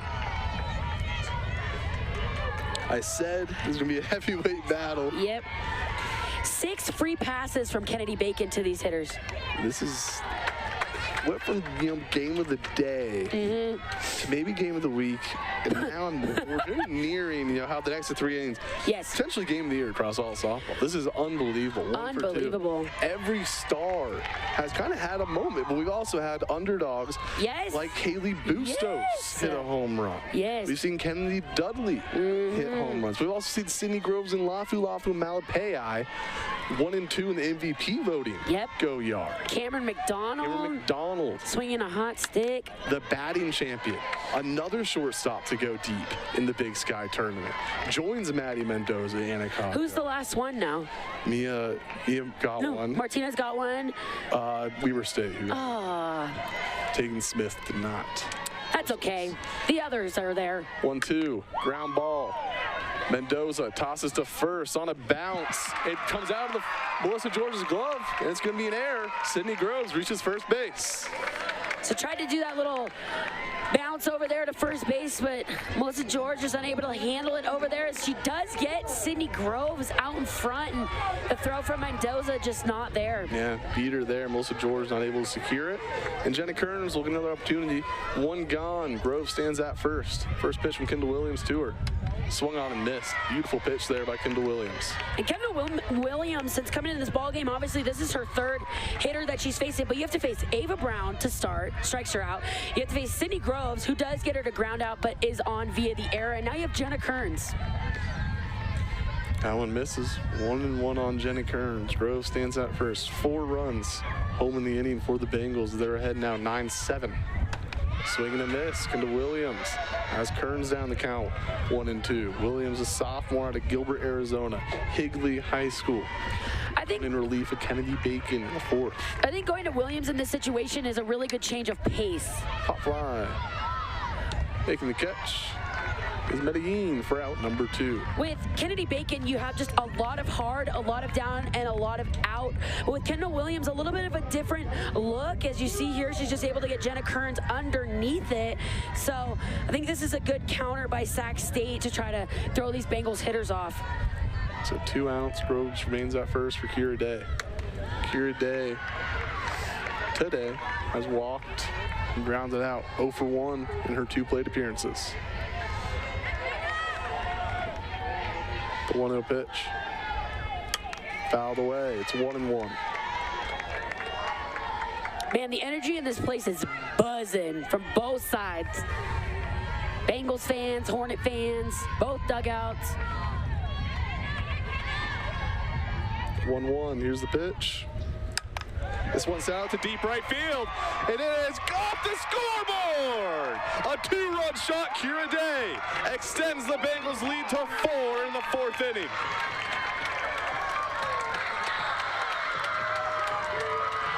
Kira's second home run of the tournament, and another Northern Quest Resort and Casino home run. First on the scoreboard. There you go, Taylor. Kira Day, are you kidding me? Off the scoreboard, like you said, Logan just gets a pitch on the outer half of the plate in a 1-1 count and makes that error, that costly error pay. And Bengals go up 11-7 here. And again, only in the 4th inning. Yep, only in the 4th inning. It's 11-7. Ohio State was down 4. They came back. Now they're up 4. See if Sac State can come back. But first, they have to get a third out of this inning, allowing 6 here in the bottom half. Jaden Moore at the plate. When you said, Logan, this was going to be a high-scoring affair, and I think as the game has come down to the way it is with the strike zone the way it is, it's turning out exactly to be what you predicted. 1-1, 2 outs. Flags waving in the outfield. Pauline Theros is out there with the athletic director. Running with the flag after the home run. Jaden Moore pops it foul. 1-2 now the count.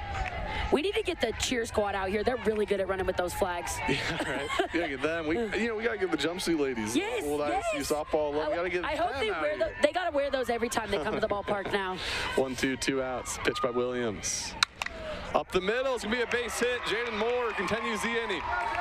So the Bengals will bat around in the inning here, and that'll bring back to the plate for her 2nd plate appearance of the inning, Kennedy Dudley.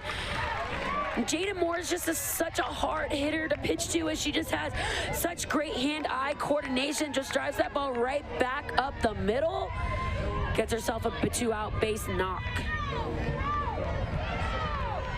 First pitch, Dudley gets a strike. Walked her last time around this inning. Moore stands at first. Man, getting to bat 2 times in an inning. Ground ball. Beyond the glove of Medellin. Moore on her way to 3rd. And she is in there. It's just cut off by Mendoza. And it's runners on the corners. The inning continues for Belle Navarrete. Getting just another hard hit ball put in play right back up the middle by Kennedy Dudley. So after getting a walk in her first plate appearance here, just barrels the ball up, goes right back up the middle to get her 2nd hit of the day. She's 2 for 2, Logan.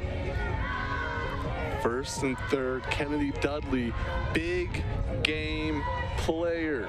Woo! Big time players step up in big time games, and we're seeing it right here. The senior wants to remember this one forever, and I'm sure she will. Home run, walk, single, and it's now first and third for the Ontario native, Belle Navarrete. One of the batters who walked in this inning, came around and scored on the Cameron McDonald grand slam. And 2 RBIs yesterday, the first 2 RBIs of the game for Idaho State. First pitch, misses up for a ball. Ooh, nearly clips her right there. Olivia Robinson, who pinch hit for Alyssa East, stands on deck now. Usually get 2 pinch hitters. Gonna get another pinch hit at bat, yeah. Would she still be considered a pinch hitter? No, probably. I know because they went through the order. I was gonna say, I think I'm starting to lose my mind. I've done 7 of these now. Ooh, ooh, ooh. That one went over to Evers Lyles. Counter glove, a little bit of a shove of Jaden Moore. Jaden Moore standing put on third. So first and third, 2 outs, 2-0 count on Navarrete. Kendall Williams trying to get out of the inning. 3-0. Robinson looms on deck. She's yet to swing the bat in this game. Yeah, Lost 4 pitches every time. Last time she came up early in this frame. Makes you wonder if, like you mentioned earlier, if Sac State's got anybody moving around in the bullpen, or if this is Kendall Williams' game just to go at her. Here's a call strike, another back pick. This one gets away. Jaden Moore running to the plate. She's going to be safe. The throw to third. And she'll be out at third. The run did score. And so the score is now 12-7. But a 7-run inning by Idaho State gives them the lead. We'll head to the top of the 5th. Sac State will have some words. See how they respond. You're watching the Big Sky Championships on ESPN Plus, presented by Jambar.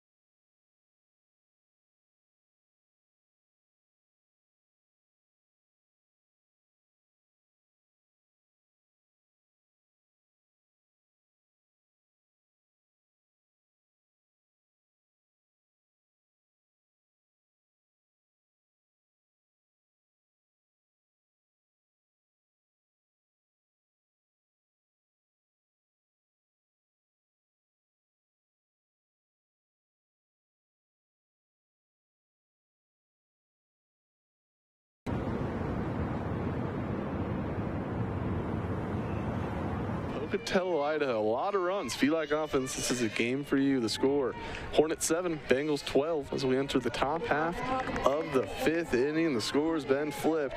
The Hornets will have something to say about that. It'll be Aaron Garcia, Haley Bustos, and Ava Medellin due up to face Casey Aganaga, who entered this game in the 2nd inning, has remained in the circle since then. Both starting pitchers, Goluskin and Bacon, knocked out. It's now Kendall Williams and Casey Aganaga's turn. And Casey Aganaga last inning was able to record the first 1-2-3 inning of the whole ball game. So especially with her team going up and scoring 7 runs in the bottom of the 4th, you got to look to see she's going to try to do that again. Right. The 0-1 pitch. 1-1. I think if you're Sac State here too, you're chasing 5, but it all starts with just one swing of the bat, one at bat at a time, and so you got to just try to put some stuff together and pass the bat, and they've been able to do that, so we'll be able to see here how they respond. 1-1 misses. Count now 2-1.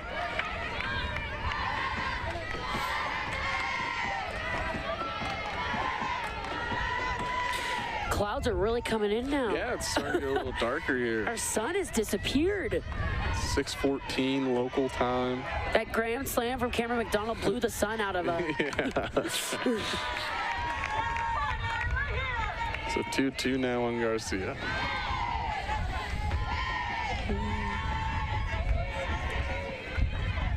Sac State looking to chip away now. Do what Idaho State just did. 2-2. Foul. Good battle here for Erin Garcia. Was hit by a pitch in her last plate appearance after going down in an 0-2 count. So, like you said, putting up a good plate appearance here and about to see her 6th pitch from Casey Aganaga.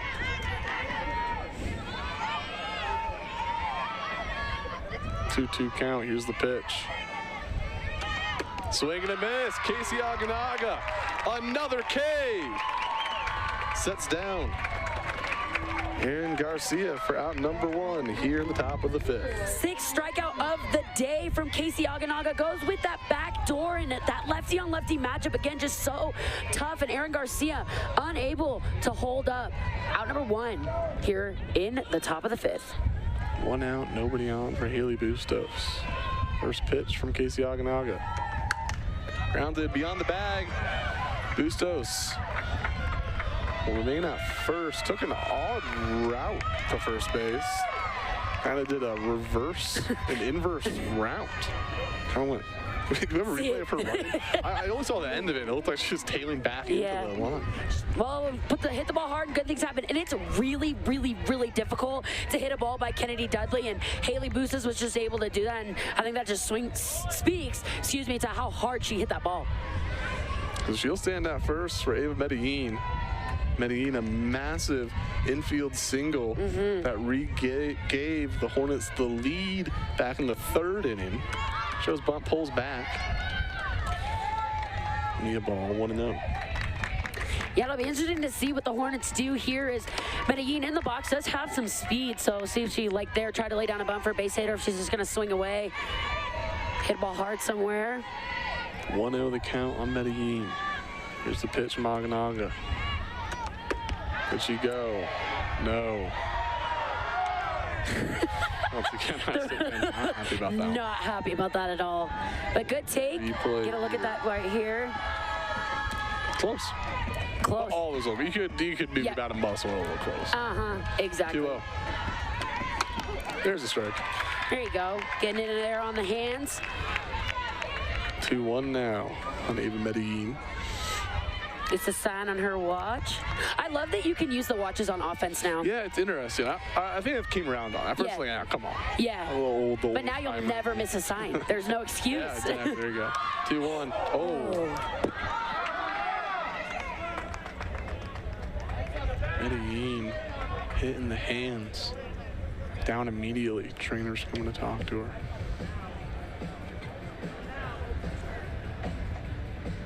Oh, man. Gonna get a look at that last right here. See, she tried to bunt at it. Oh, just nowhere to go. Yeah. Oh, that's tough.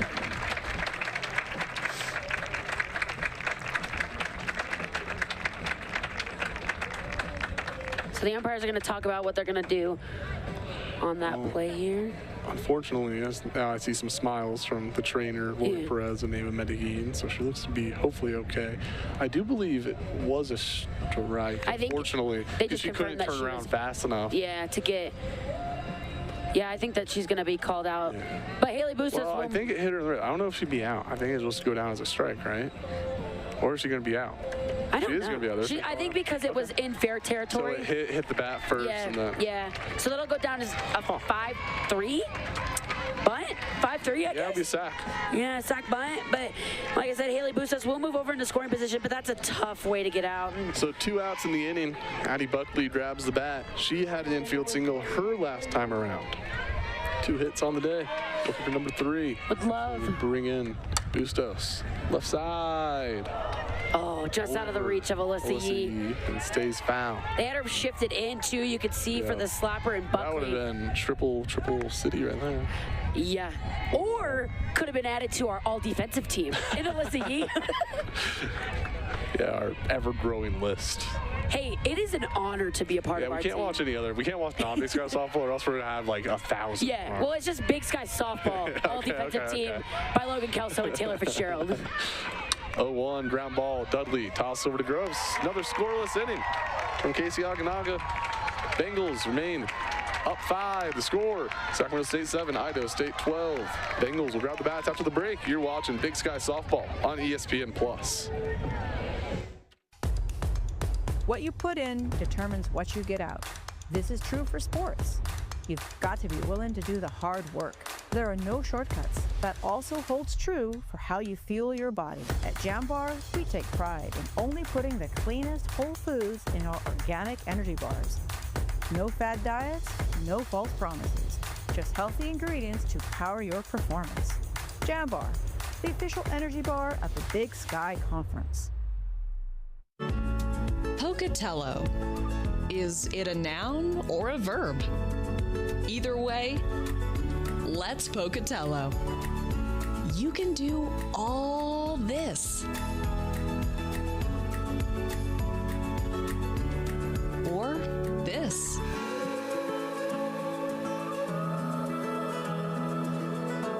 Go to visitpocatello.com to get every minute out of your visit.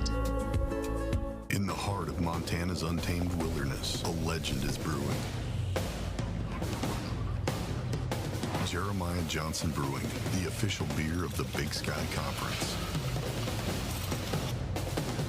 Brewed with the rugged spirit of the West.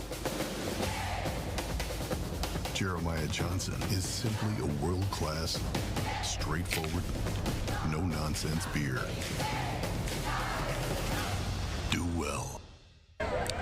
New pitcher in the circle for the Hornets. We enter the bottom of the 5th. It's Alexa Ortiz. Pitched yesterday. Has a 2.92 ERA, 11-8 win-loss records. Their 23rd appearance, 108 innings pitched, 102 strikeouts to 52 walks.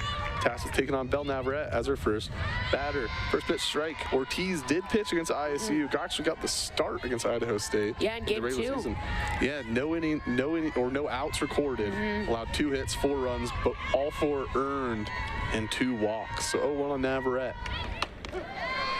Hey, I was part of the zone. If I was Kennedy Bacon, I would just go to the clubhouse after that pitch. I would be like, all right. I go sit in the locker room, and I think I just, like, really? That one? Yep.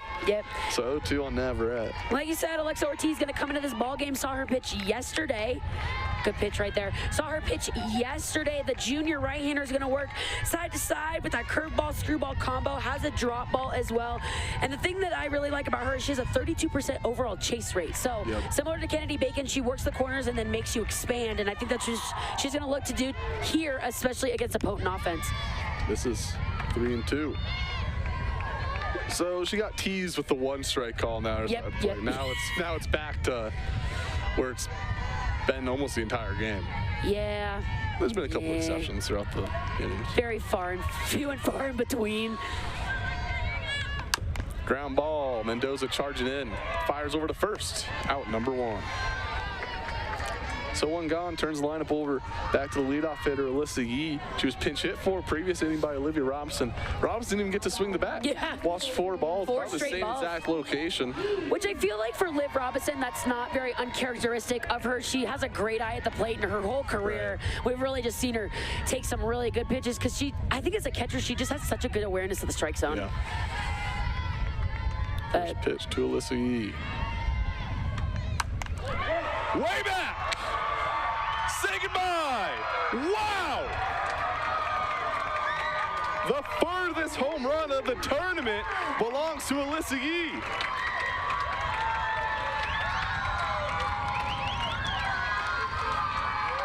Another Northern Quest Resort Casino home run, Taylor.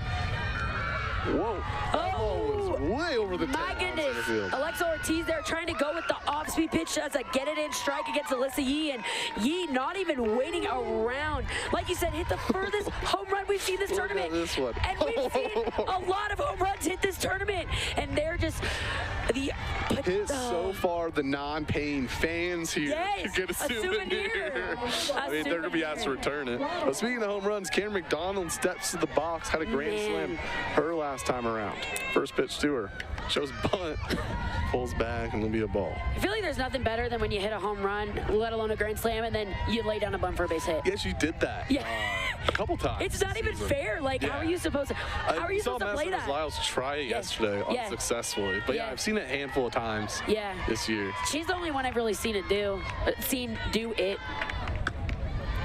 So 2-0 now on McDonald. But Bengals now up 6 in the bottom of the 5th inning. Cameron McDonald, as this season's gone on, she's always been really, really good with her glove on defense, but as this season's gone on in her junior season, just gotten better and better in the box and just really become a great presence there. Way back! Make it! 2 home runs in the game for Cameron McDonald. No one hotter on the face of this earth!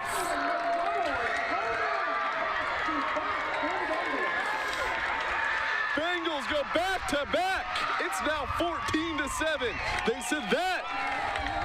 Northern Quest Resort and Casino home run. Oh my gosh, Cameron McDonald, have yourself a day. You know you got real power when you're hitting oppo bombs. And Cameron McDonald here again, she's just gotten better and better and better as the season has gone on. And here she goes back to back with Alyssa Yee, the 4th time we've seen this happen in this tournament so far. And Bengals not done yet, Logan. Back after the break, pitching change, Sacramento State, Keely Smith coming in. You're watching Big Sky Softball presented by Jambar on ESPN+. Now pitching to the point, number 14, Keely Smith.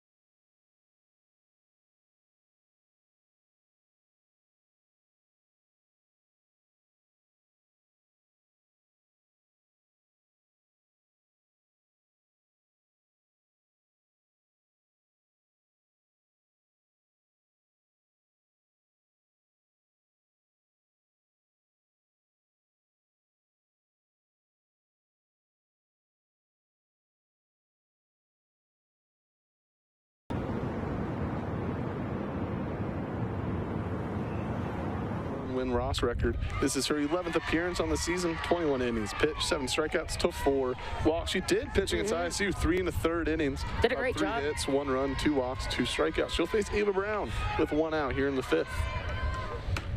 Yeah, Keely Smith, like you said, the junior right-hander going to come into this ball game, loves to throw that curveball. Very curve-heavy, 52% of the time. Also has a drop and a change and a rise ball that she'll go to, but 48% swing rate on the changeup. So if I were Keely Smith, I would use that early and often. 1-2. Ava Brown trying to end the game on that swing. So we 1-2 count, 1 out, 2 runs home for the Bengals here in the bottom of the 5th. Keely Smith looking.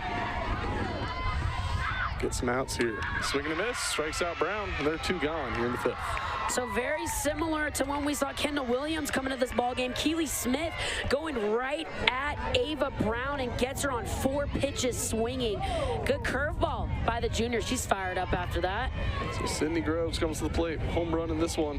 Also a walk and reached on an error. Good at bat here against Keely Smith. First pitch. Off the plate for a ball.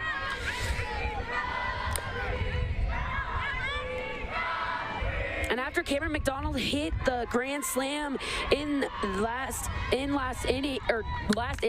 Up the middle, Di Mendoza can't come up with it. It'll be a single for Sydney Groves. And that'll bring to the plate Jenny Kearns here with 2 outs. Looks like we'll have a pinch runner for Groves, I'd imagine. I would imagine as well, but just a good job by Sydney Groves. She got a pitch to hit, and she did. Well, exactly that, just put it right back up the middle, and I don't know if we're gonna get a pinch. I think we are. I think it's just taking a second to find a helmet, maybe. Yeah. We're getting something. Andrew's talking to the umpire. All right, let's see. Maybe not. Maybe nobody out. There we go. There we go. Inara, yeah. It took her a second, but she got out there. Let's see Inara pinch running. She was going to be my guess, so I just didn't say it out loud. So 2 outs. Winning run on first for Jenny Kearns. Pops it up. Medellin under it. Makes the catch. Bengals put 2 more runs on the board in the 6th. Now have a 7-run lead. We'll head to the top of the 6th. See how the Hornets respond. You're watching the Big Sky Softball Tournament, presented by Jambar, live on ESPN+.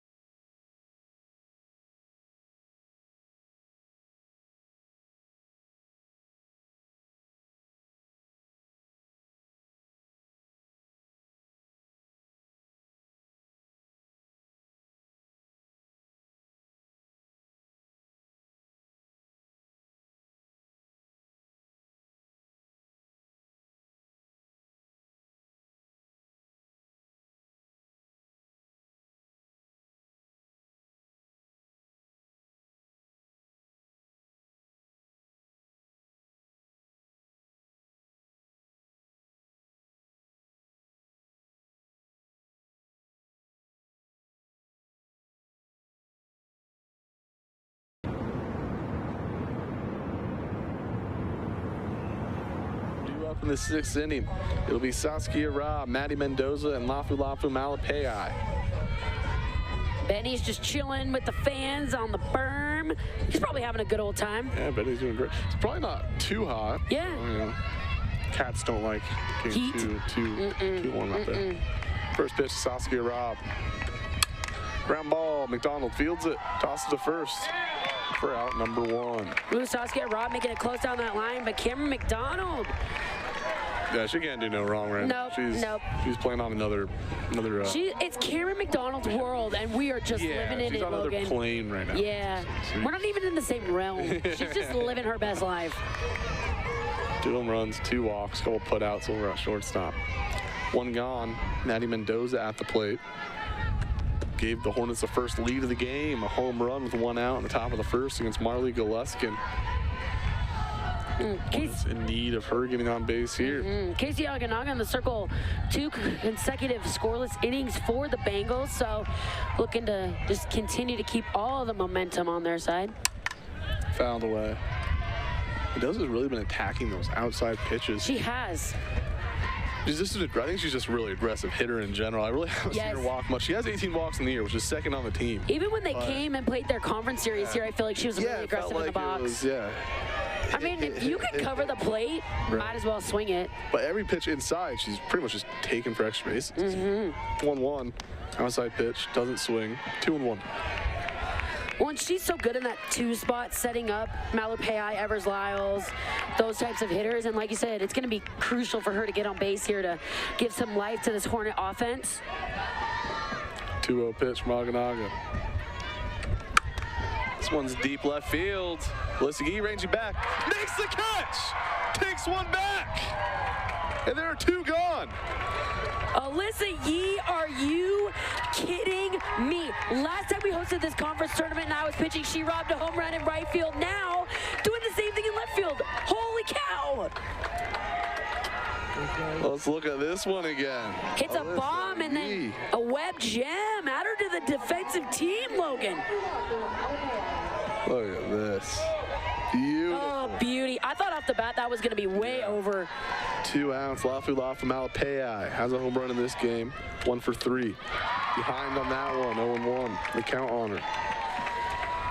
Winner of this game will play in the championship on Thursday. We'll see to win one more game to punch their ticket to the big one, the NCAA tournament.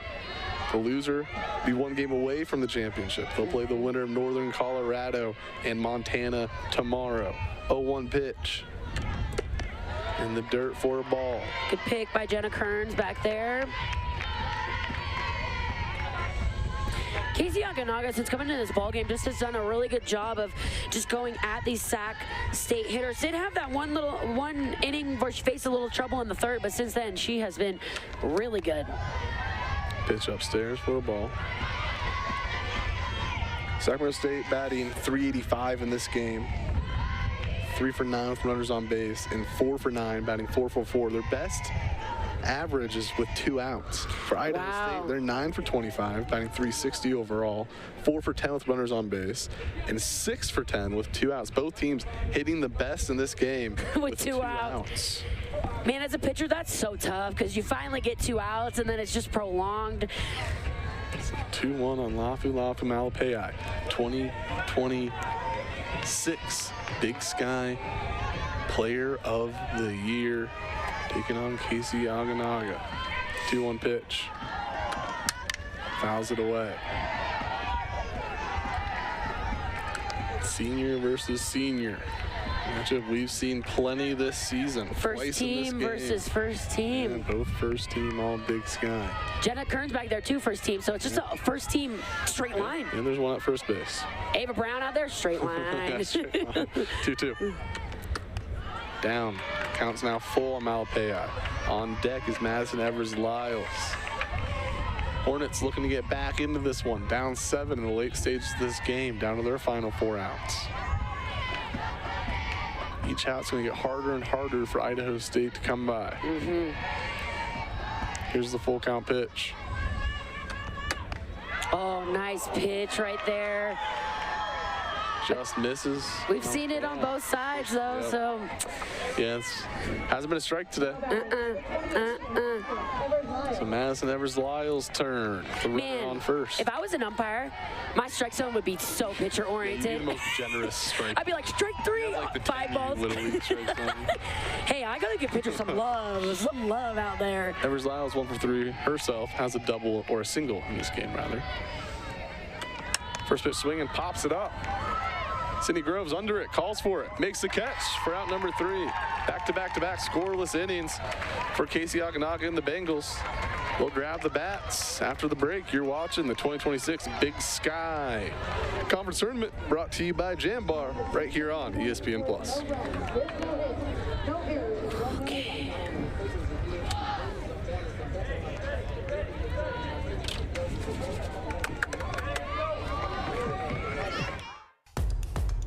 What you put in determines what you get out. This is true for sports. You've got to be willing to do the hard work. There are no shortcuts. That also holds true for how you fuel your body. At Jam Bar, we take pride in only putting the cleanest whole foods in our organic energy bars. No fad diets, no false promises. Just healthy ingredients to power your performance. Jam Bar, the official energy bar of the Big Sky Conference. Pocatello. Is it a noun or a verb? Either way, let's Pocatello.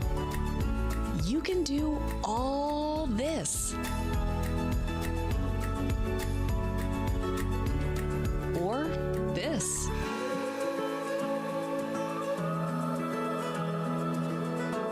Go to visitpocatello.com to get every minute out of your visit. In the heart of Montana's untamed wilderness, a legend is brewing. Jeremiah Johnson Brewing, the official beer of the Big Sky Conference. with the rugged spirit of the West. Jeremiah. Leading off the bottom of the sixth inning. Bottom of the sixth inning, Kira Day leading things off against Keeley Smith. The score, Sacramento State 7, Idaho State 14. It's been one heck of a game here. Pocatello, first pitch. She walked it off yesterday. She'll do it again today. Bengals to the championship.